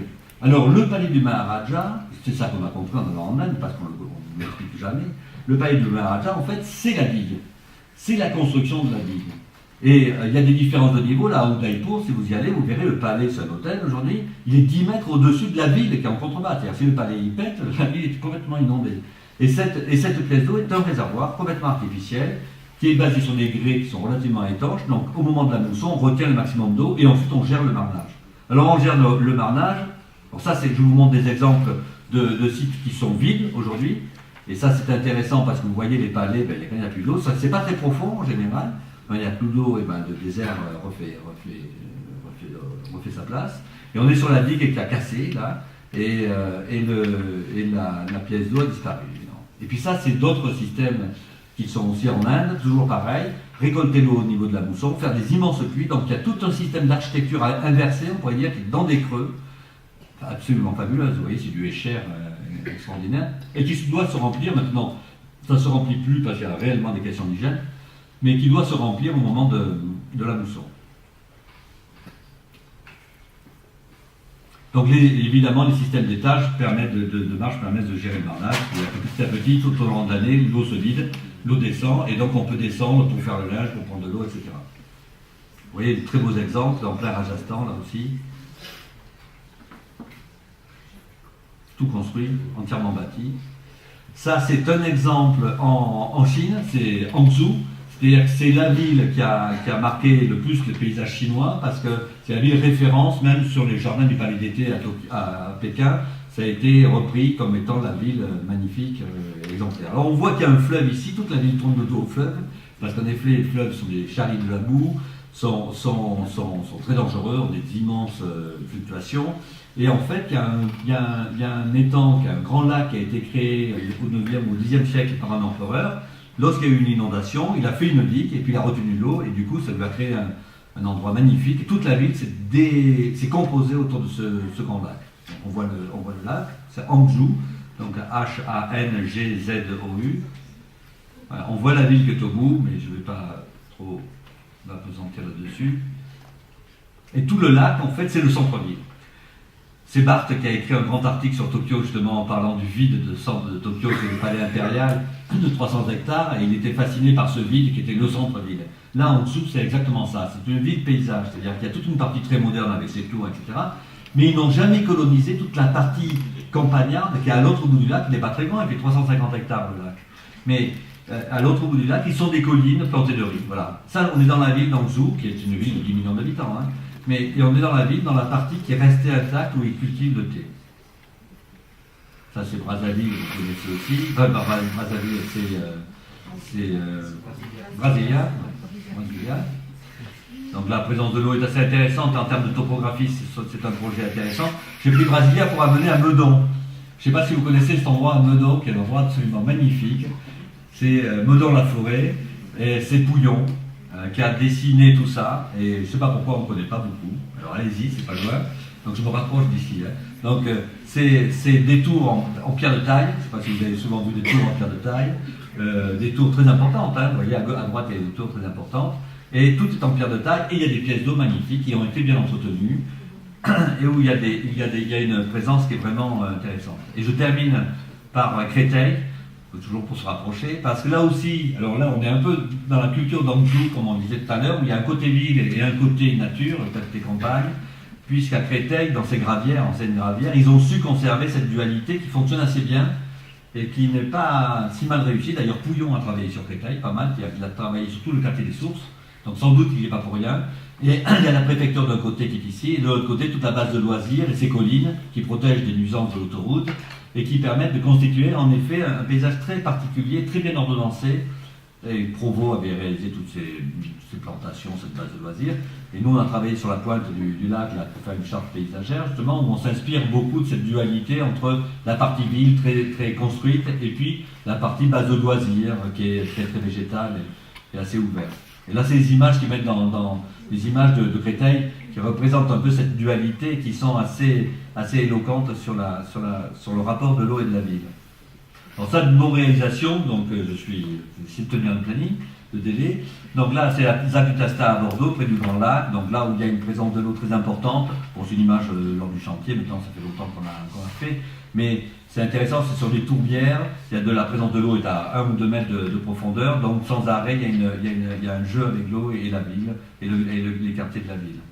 Ça, c'est le jardin atlantique, justement, où on a travaillé sur l'eau, justement, pour que ça devienne un élément ludique, donc c'est pas l'eau miroir, justement, mais c'était pour en faire une espèce de plage attractive. Ça, c'est un projet qu'on a fait sur Châtellerault, et où on commence à travailler sur l'idée de nappe d'eau très fine. Donc après, je sais pas, il y a Michel, évidemment, Corageau, qui a fait son magnifique miroir à Bordeaux. Bon, ça c'est un projet très ancien, où il n'y en a que 4 ou 5 cm d'eau, et en effet, c'est un sujet qui a été développé, pour vous, on parle aussi largement dans ces projets, sur le fait de l'eau qui jaillit du sol, et de la très faible épaisseur d'eau, c'est-à-dire qu'avec très très peu d'eau, on peut faire de magnifiques effets de miroir, et de magnifiques effets d'eau, sans pour autant avoir des volumes d'eau. Ça, c'est plus développement durable, c'est à Dardilly, c'est un travail sur justement les rétentions d'eau, donc on voit l'eau est ici. Ce sont des anciennes bassins de rétention qui étaient entièrement fermés de grilles, de barbelés, et que le service des eaux ne voulait absolument pas ouvrir pour des questions de dangerosité, et on a réussi à faire passer l'idée que l'eau était moins dangereuse que de faire ces espèces de trous qui se remplissaient de temps en temps, grâce au fait que sur les bords, on peut faire des riz-bermes assez larges, de 2 mètres en général, sur des faibles épaisseurs, une quinzaine ou une vingtaine de centimètres d'eau. C'est-à-dire si un enfant tombe, il ne risque rien, il peut sortir de l'eau assez facilement. Et après, en partie centrale, on a des profondeurs plus grandes qui permettent d'avoir une eau assez saine et propre. voyez, ça c'est l'image de ce petit bassin de rétention qui reste en eau en fait. Et là aussi le marnage, donc il fait rétention sur 50 cm d'eau environ. Et donc le marnage permet dépasse les herbes et fait disparaître les herbes lorsque le bassin est plein, mais ça arrive très très rarement. C'est-à-dire que les effets d'eau liés aux orages, c'est très rare. Et en plus, quand il y a un gros orage, tout le monde est à la maison et personne n'est en train de regarder les effets d'eau. Ça, c'est un très joli discours, mais ça c'est à Boulogne-Billancourt, c'est un autre thème sur l'eau, sur la nappe d'eau aussi. C'est des nappes d'eau très peu épaisses, c'est un jardin entièrement sur dalle. C'est autour de la mairie de Boulogne-Billancourt, c'est une eau qui court et qui disparaît à l'intérieur d'un parking, vous voyez, qui chute à l'intérieur d'un parking. Et ça, c'est une animation autour du parc qu'on a fait à la porte de Bagnolet, donc du parc des Guilans, le parc Jean Moulin, qui a été classé Natura 2000. Et ça, c'est l'état initial qui était une friche, puisque c'était des endroits dangereux du fait des fontis, des anciennes carrières de gypse. Et donc j'ai fait une animation là, à partir d'une photo ancienne, et j'ai mis le projet actuel, si vous voulez. Donc là, on a... Hein, c'est le paysagiste. Donc là, on a une... C'est incroyable. Mais... voilà, alors le problème c'est qu'ils ont voulu quand même mettre des barrières tout autour, donc il y a toujours une négociation assez difficile avec l'eau parce que l'eau fait peur. Il faut comprendre dans les villes, on travaille sur la ZAC de Rungis, sur l'écoquartier de Paris, on met quelques mètres carrés d'eau, mais c'est vraiment une vraie galère vis-à-vis des services techniques parce que tout le monde a peur de l'eau, il a peur que tout le monde se noie tout d'un coup dans l'eau, alors qu'il faut traverser la rue, tous les jours des gens qui se font écraser, personne n'a peur. Ça c'est la même pièce d'eau l'hiver vue vers Montreuil, donc où on a essayé de garder des visions assez ouvertes sans voir la ville apparaître. C'est le thème de l'eau suspendue, vous allez voir, c'est ce qu'on a développé chez nous ensuite dans les Célèbres. Ça c'est le thème, et que le nôtre suit très bien ce que vous disiez Diana tout à l'heure, c'est-à-dire que cette eau suspendue qu'on trouve dans les parterres d'eau devant Versailles, sur le haut des collines, c'est aussi une magie fantastique parce que justement c'est la vraie relation avec le ciel. Donc vous verrez après nous, donc ça c'est à Pantin, c'est un petit jardin à Pantin aussi, avec de l'eau qui se glisse entre des plaques de béton, tout simplement. Ça, c'est à Maison Alfort. On ira faire une petite visite le 1er juillet, d'ailleurs, sur l'eau qui jaillit des pelouses et on voit les enfants qui jouent avec. Et ça, c'est un autre projet qu'on a fait. Alors, ça, c'est pas notre projet, c'était avant. C'était un parking, une espèce d'œuvre d'art qui avait été faite par un artisan des années 70 avec des bandes et tout ça, qui était vachement content de lui, et en pavé béton. Et du coup, c'était devenu un parking parce qu'on n'en faisait rien. Et le maire nous avait demandé, écoutez, il faudrait en faire quelque chose, c'est un quartier qu'on réhabilite. Et du coup, on a dit, c'est vachement compliqué, on va faire un jardin. Alors, ah bon, c'est une bonne idée. Alors on a dit, on va faire un jardin. Mais l'artiste, du coup, nous a attaqué. Il a dit, non, non, il n'est pas question que vous touchiez à mon œuvre d'art. Alors on a fait le jardin sur l'œuvre d'art. Et elle est toujours là, l'œuvre d'art, dessous.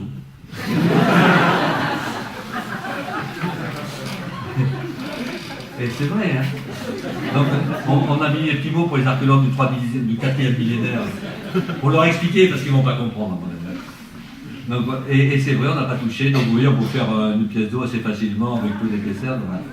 C'est comme ça aujourd'hui. Donc, vous pouvez aller voir, c'est à Noisy-le-Grand. On a des quartiers assez chauds et on a travaillé avec Stéphanie Butier là-dessus, d'ailleurs, que vous devez connaître.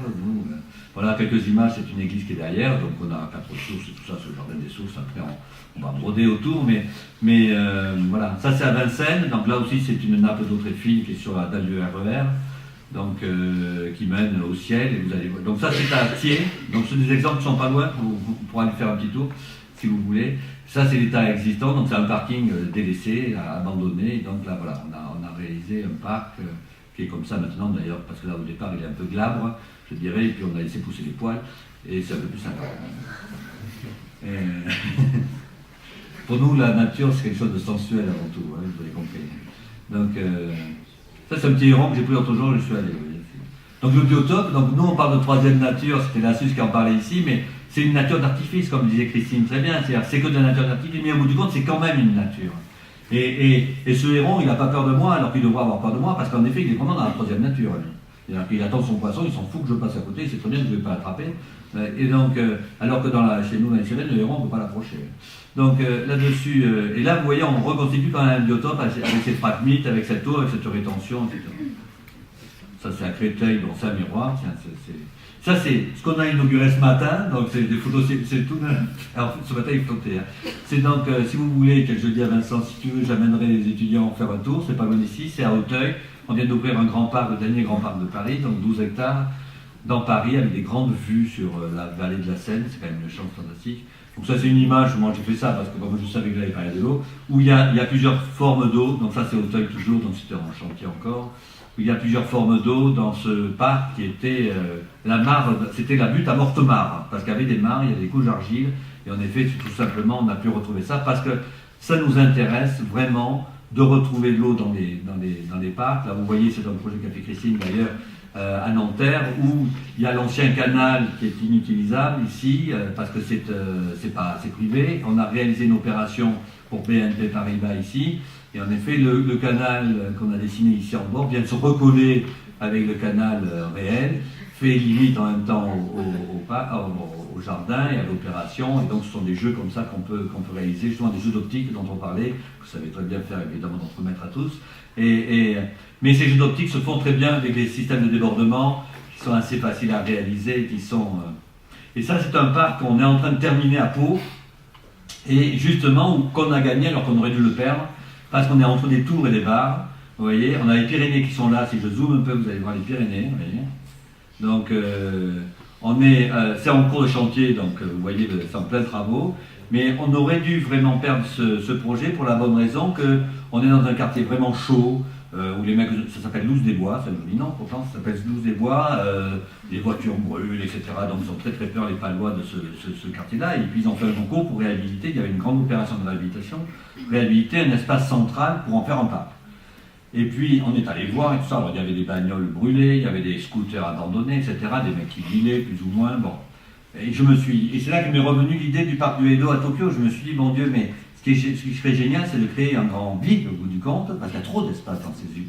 Ils ont abattu des bars et tout ça, ils ont mis des petites maisons sur le côté, mais il y a trop d'espace.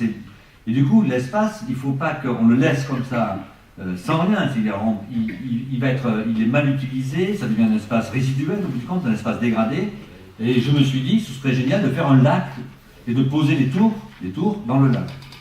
Et c'est ce qu'on est en train de faire. On a gagné le concours, alors je croyais qu'on allait le perdre, parce qu'au bout du compte, ça donnait l'image d'un vrai parc aussi. Et puis, en effet, il reste beaucoup moins d'espace à gérer au bout du compte en surface.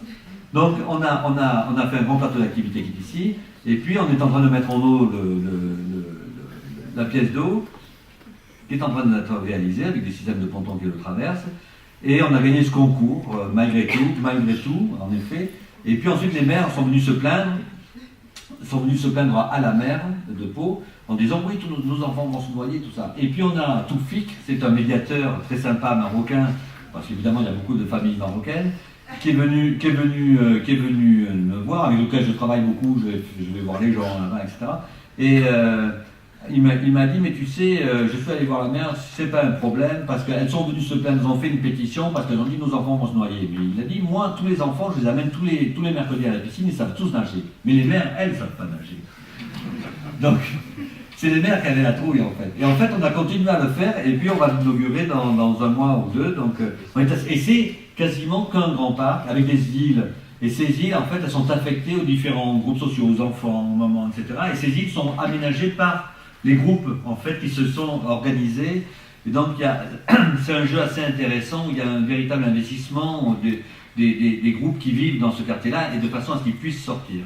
Ça, c'est Nice. Bon, ça, c'est une image de Nice en train de réaliser ce projet sur Nice. Je voulais avoir une image ou deux. Et je terminerai donc sur un peu les rêves d'eau, qu'on peut faire, et en effet, nous, comment on a construit notre rêve de l'eau. Évidemment, on connaît cette image, c'est une image que j'ai faite, mais l'image connue, c'est celle d'Anselm Adams, qui est le grand photographe américain des grands parcs américains. C'est le Mirror Lake, c'est dans les Yosemite, ça. Et donc c'est un petit lac, c'est un tout petit lac en fait, dans lequel, en fait, c'est le Mirror Lake, c'est-à-dire que c'est le lac miroir. Il y a des vues magnifiques de réflexion des montagnes, des blocs de granit qui sont autour. Et c'est vrai que c'est une idée pour nous essentielle, c'est l'idée de la profondeur. Et même avec peu d'épaisseur d'eau. C'est-à-dire cette idée de profondeur, de perspective verticale, on pourrait dire, comme vous le voyez sur Pau, ou dans les espaces qui sont complètement enclavés urbains, tout d'un coup une pièce d'eau, ça va vous donner une perspective sur le ciel.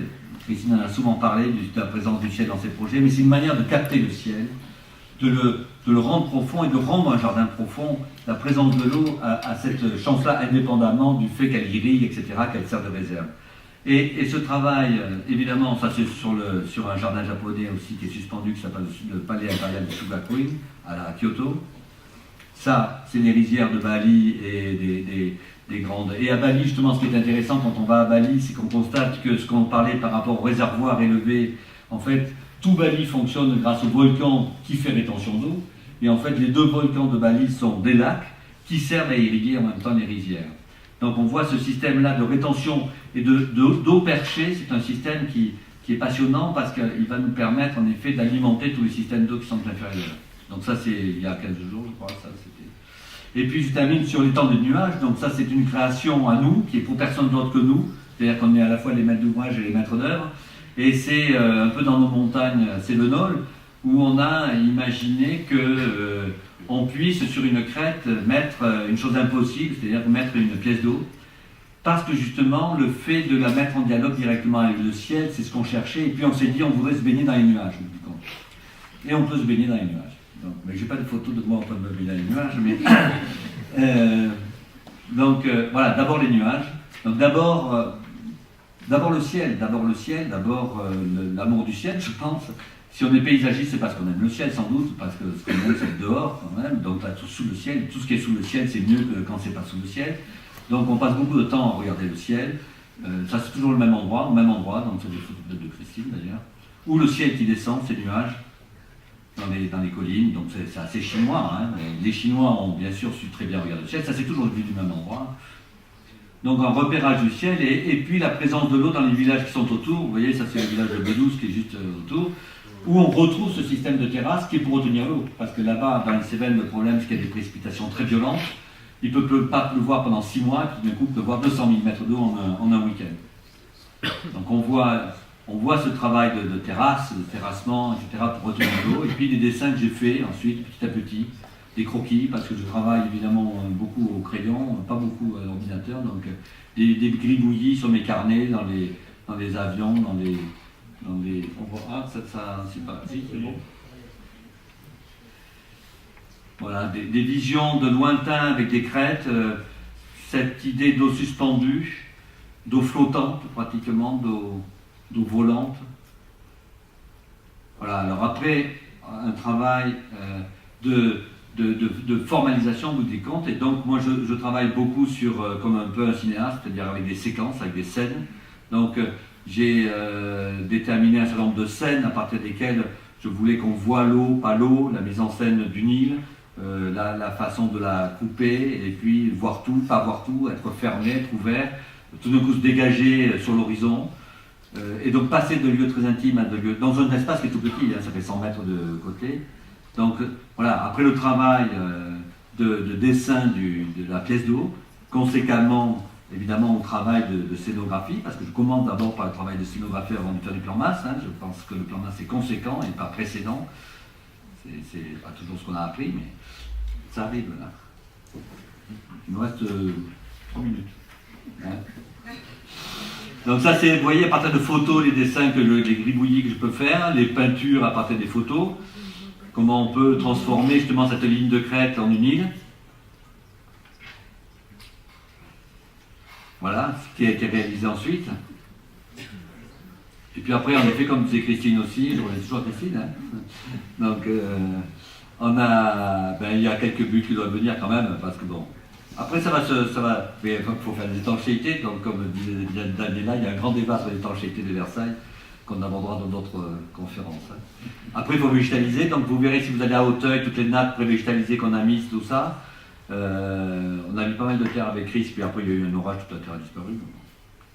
Donc ça, c'est le petit travail. Donc, là aussi, tiens, sur Photoshop, quelques illustrations comme ça qui permettent de voir comment on peut créer cette présence de l'eau, puis la réalisation. Ça, l'état initial de la crête. Donc j'ai fait un petit carré pour montrer un arbre repère, qui est un arbre qui va rester, qui va grandir. Vous voyez, et le fil des années, c'est en 1990, c'est la première photo. Et donc, après, on a commencé à faire une terrasse, toujours au même endroit, les photos. Et puis ensuite, voilà, on finit par faire cette pièce d'eau.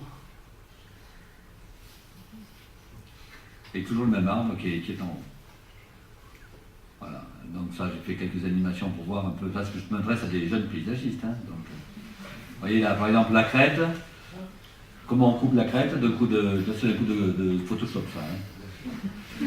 Et après, comment on la coupe en vrai, c'est pas un coup de Photoshop. Hein. C'est un peu plus... Voilà. La petite cabane en haut. Voilà, les croquis aussi dans les carnets qui montrent la cabane, la réalisation de cette cabane face à la pièce d'eau et le point de vue. Après la végétalisation, les lotus, les nénuphars. Et puis l'île sacrée, on pourrait dire, et les reflets surtout du ciel. Donc je termine par le ciel, par la capture du ciel, enfin la capture, c'est pas la capture, comment on peut s'approprier des morceaux de ciel dans un projet. Évidemment, l'eau, j'ai développé surtout ce thème-là de l'eau autour de cette idée-là, voilà. Donc la ligne de crête ici, la digue qui est derrière est inclinée justement pour qu'elle disparaisse presque complètement. Les nuages, le reflet des nuages. Là, vous voyez la mer de nuages en dessous de la ligne de crête, donc on va pouvoir se baigner bientôt. Et le ciel qu'on voit beaucoup mieux dans l'eau, au bout du compte, parce que ce qui est étonnant, c'est que lorsqu'on regarde le ciel, on le voit beaucoup moins bien que lorsqu'on le voit dans son reflet. Et c'est quand même une peinture fabuleuse, quand même une peinture abstraite fabuleuse, ces jeux de nuages. Et on peut y passer des heures à contempler ces jeux dans le miroir que ça donne, que l'eau en donne. En plus que l'eau elle-même étant mouvante, voilà, elle se transforme, ça c'est l'hiver, l'eau gelée. Les petits pontons en construction. Ça, des images que je viens de faire d'ailleurs. Et pourquoi? Parce que tout d'un coup, le regard se porte plus facilement vers le bas. Lorsqu'on regarde le ciel, on est aveuglé par la trop forte lumière souvent, et le détail des nuages, la couleur des nuages même disparaît. Et on se retrouve presque dans des cas de peinture, justement, de Lorrain ou de Poussin qui ont travaillé cette question de Turner. Bien sûr, Turner, si vous voyez les nuages de Turner, c'est dans cet univers-là qu'on se retrouve. Voilà. Là c'est la mer des nuages, c'est en décembre dernier. La mer des nuages arrive au ras de l'étang des nuages, donc on va pouvoir s'embarquer. Le canyon. Voilà, et là on va s'éloigner petit à petit. Puis là on a fait, il y a en 2010 une fête autour de l'étang, donc on avait invité quelqu'un pour marcher sur la ligne de crête. Elle a marché sur la ligne de crête. Hein. Alors après il y en a qui ont joué à Photoshop pour enlever le film, c'était pas drôle.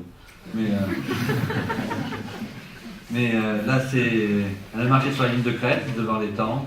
Et puis le soir, on a fait venir une cantatrice sur un radeau pour être sur l'eau, pour voguer, puis pour nous chanter des airs d'opéra avec l'île qui se transformait en couleur. Et puis la funambuliste qui termine au-dessus de l'étang. Voilà, bien fini.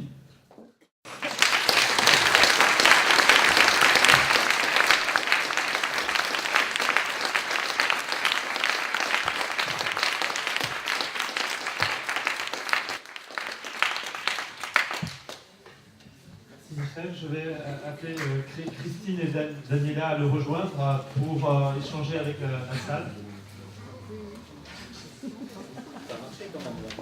Parfait, c'est parfait. Je crois qu'avec la capture du ciel, on voit bien le lien direct entre les paysagistes contemporains et le nôtre, hein, qui lui aussi n'avait de cesse capturer le ciel.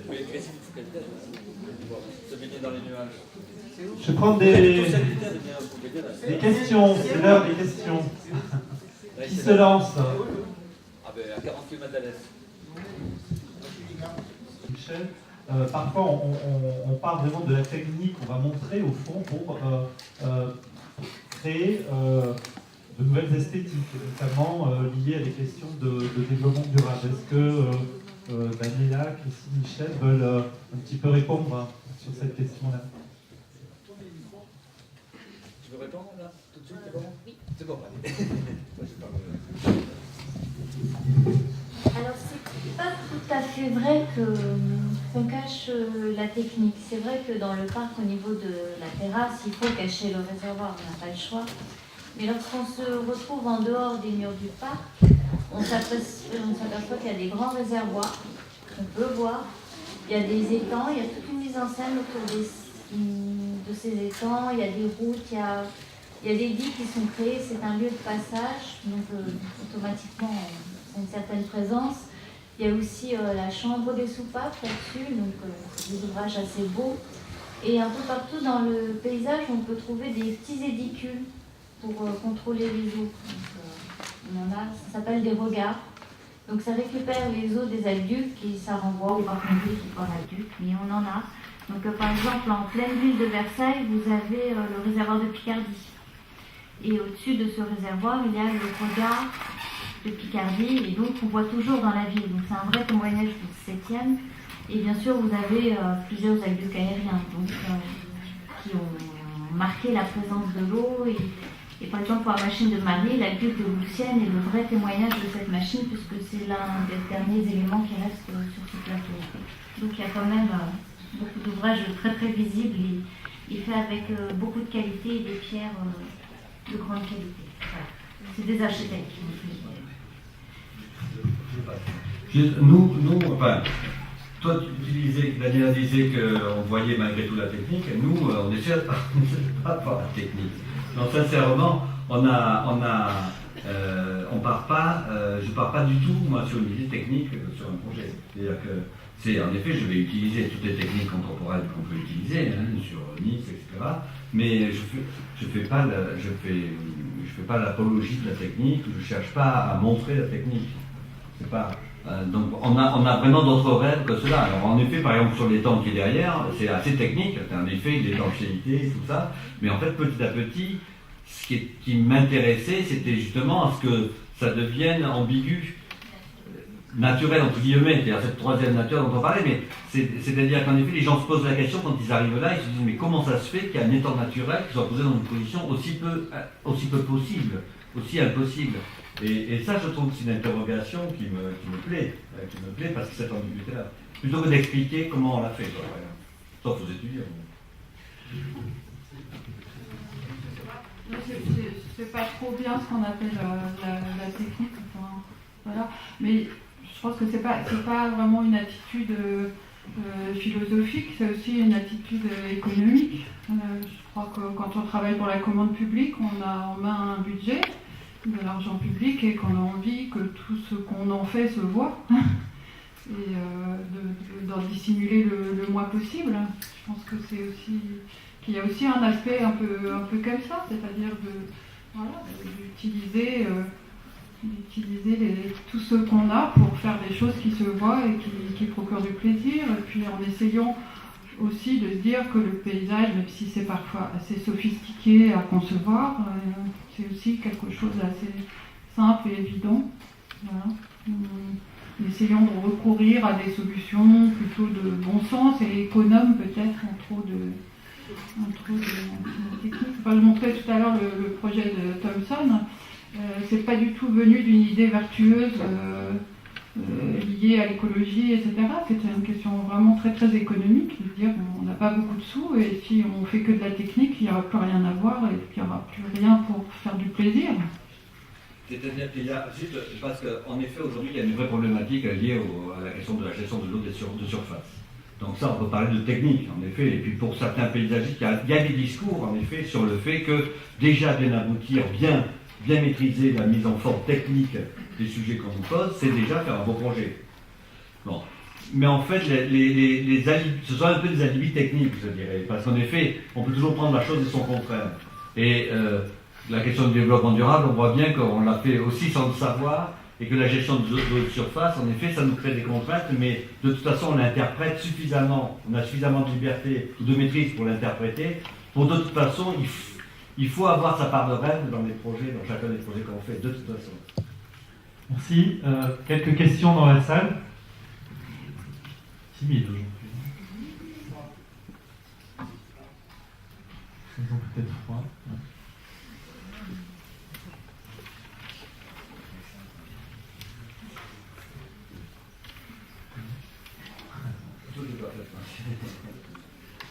Peut-être une question, très bien. Juste pour en revenir par rapport à l'image qui est derrière de la pièce d'eau retenue dans les nuages, d'où se fait l'apport en eau en fait? Parce que s'il est déjà sur une crête, s'il est sur un point haut, est-ce que voilà, c'est un apport qui est fait par une pompe ou enfin voilà, d'où est-ce que ça sort? Est-ce qu'il y a des sources? pour avoir une nappe d'eau perchée comme ça? Alors, pour revenir sur la Terre, il y a des sources en effet, et puis il y a des précipitations très importantes. Là-bas.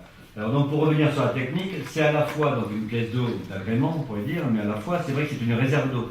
C'est-à-dire que je dis toujours qu'il faut allier l'utile et le symbolique. Alors l'utile sans doute, ça doit être ce qui est le discours qu'on a par rapport aux techniques, mais là on a des sources qui alimentent, mais même à la limite si on n'avait pas de source, vu qu'il pleut 1,50 m d'eau par an, mais en très peu de temps, donc il faut retenir ce 1,50 m, et en fait on se rend compte que les Cévenols, comme je montrais les terrains tout à l'heure, en fait ils ont passé toute leur culture depuis 1000 ans, enfin ça fait pas 1000 ans, mais ça fait 800 ans que ces espaces sont colonisés, à gérer la question de l'eau.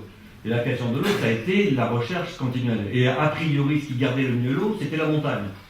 Parce que la montagne, justement, l'épaisseur faible de terre mais la roche, permettait d'accumuler l'eau, et puis, goutte à goutte, de créer des sources et de pouvoir... Donc en fait, la bonne rétention, c'est pour ça qu'ils ont fait des terrasses aussi, c'est parce que ça a multiplié le pouvoir en rétention des sols.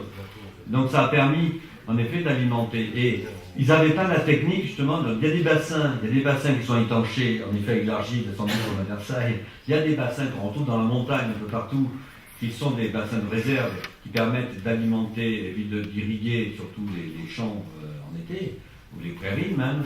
Et puis, aujourd'hui, en effet, de plus en plus, on fait des réserves d'eau. C'est-à-dire qu'on fait des systèmes de réserve d'eau dans la montagne. Alors, celle-là, je dirais qu'à la limite, au début, les gens peuvent penser que c'est strictement quelque chose d'utilitaire pour les pompiers, c'est vrai que c'est utile pour l'irrigation des cultures, ça c'est super utile. Et les gens qui font de la culture, aujourd'hui, ils se font des réserves d'eau comme celle-là, presque comme celle-là. Sauf que celle-là, justement, je l'ai placée de façon à ce qu'elle me donne le maximum de plaisir, je dirais, mais c'est véritablement aussi un versant utile. Donc cela, c'est facile, c'est alimenté par des sources qui sont dessus, et puis par la pluie. Et ensuite, il faut gérer la question du manage d'été, c'est-à-dire qu'en effet, l'évaporation de l'eau pendant l'été. Dans la salle. Quel regard porte, je m'adresse à vous, Daniela, l'historienne, sur les paysagistes contemporains? Moi j'aime beaucoup parce que, en fait, c'est un vrai travail de poète dans la nature. Donc, pouvoir capter des éléments naturels comme l'eau et leur donner une certaine image, une certaine présence, une certaine lumière, ça apporte une vie en fait. Ça rééquilibre une vie, ça peut réparer des cités qui ont du mal à vivre, pouvoir la réorganiser et capter des éléments naturels comme ça par la nature, que ce soit le végétal et l'eau, c'est magique. Donc, disons que c'est un pansement de la... Voilà. Les paysagistes soignent la ville et les mots qu'on a. Voilà. Des vrais poètes.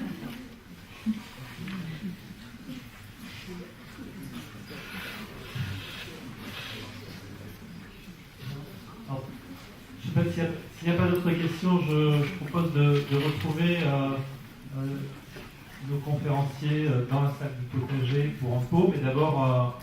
je voudrais, au nom de l'école, au nom de tous ici, les remercier infiniment.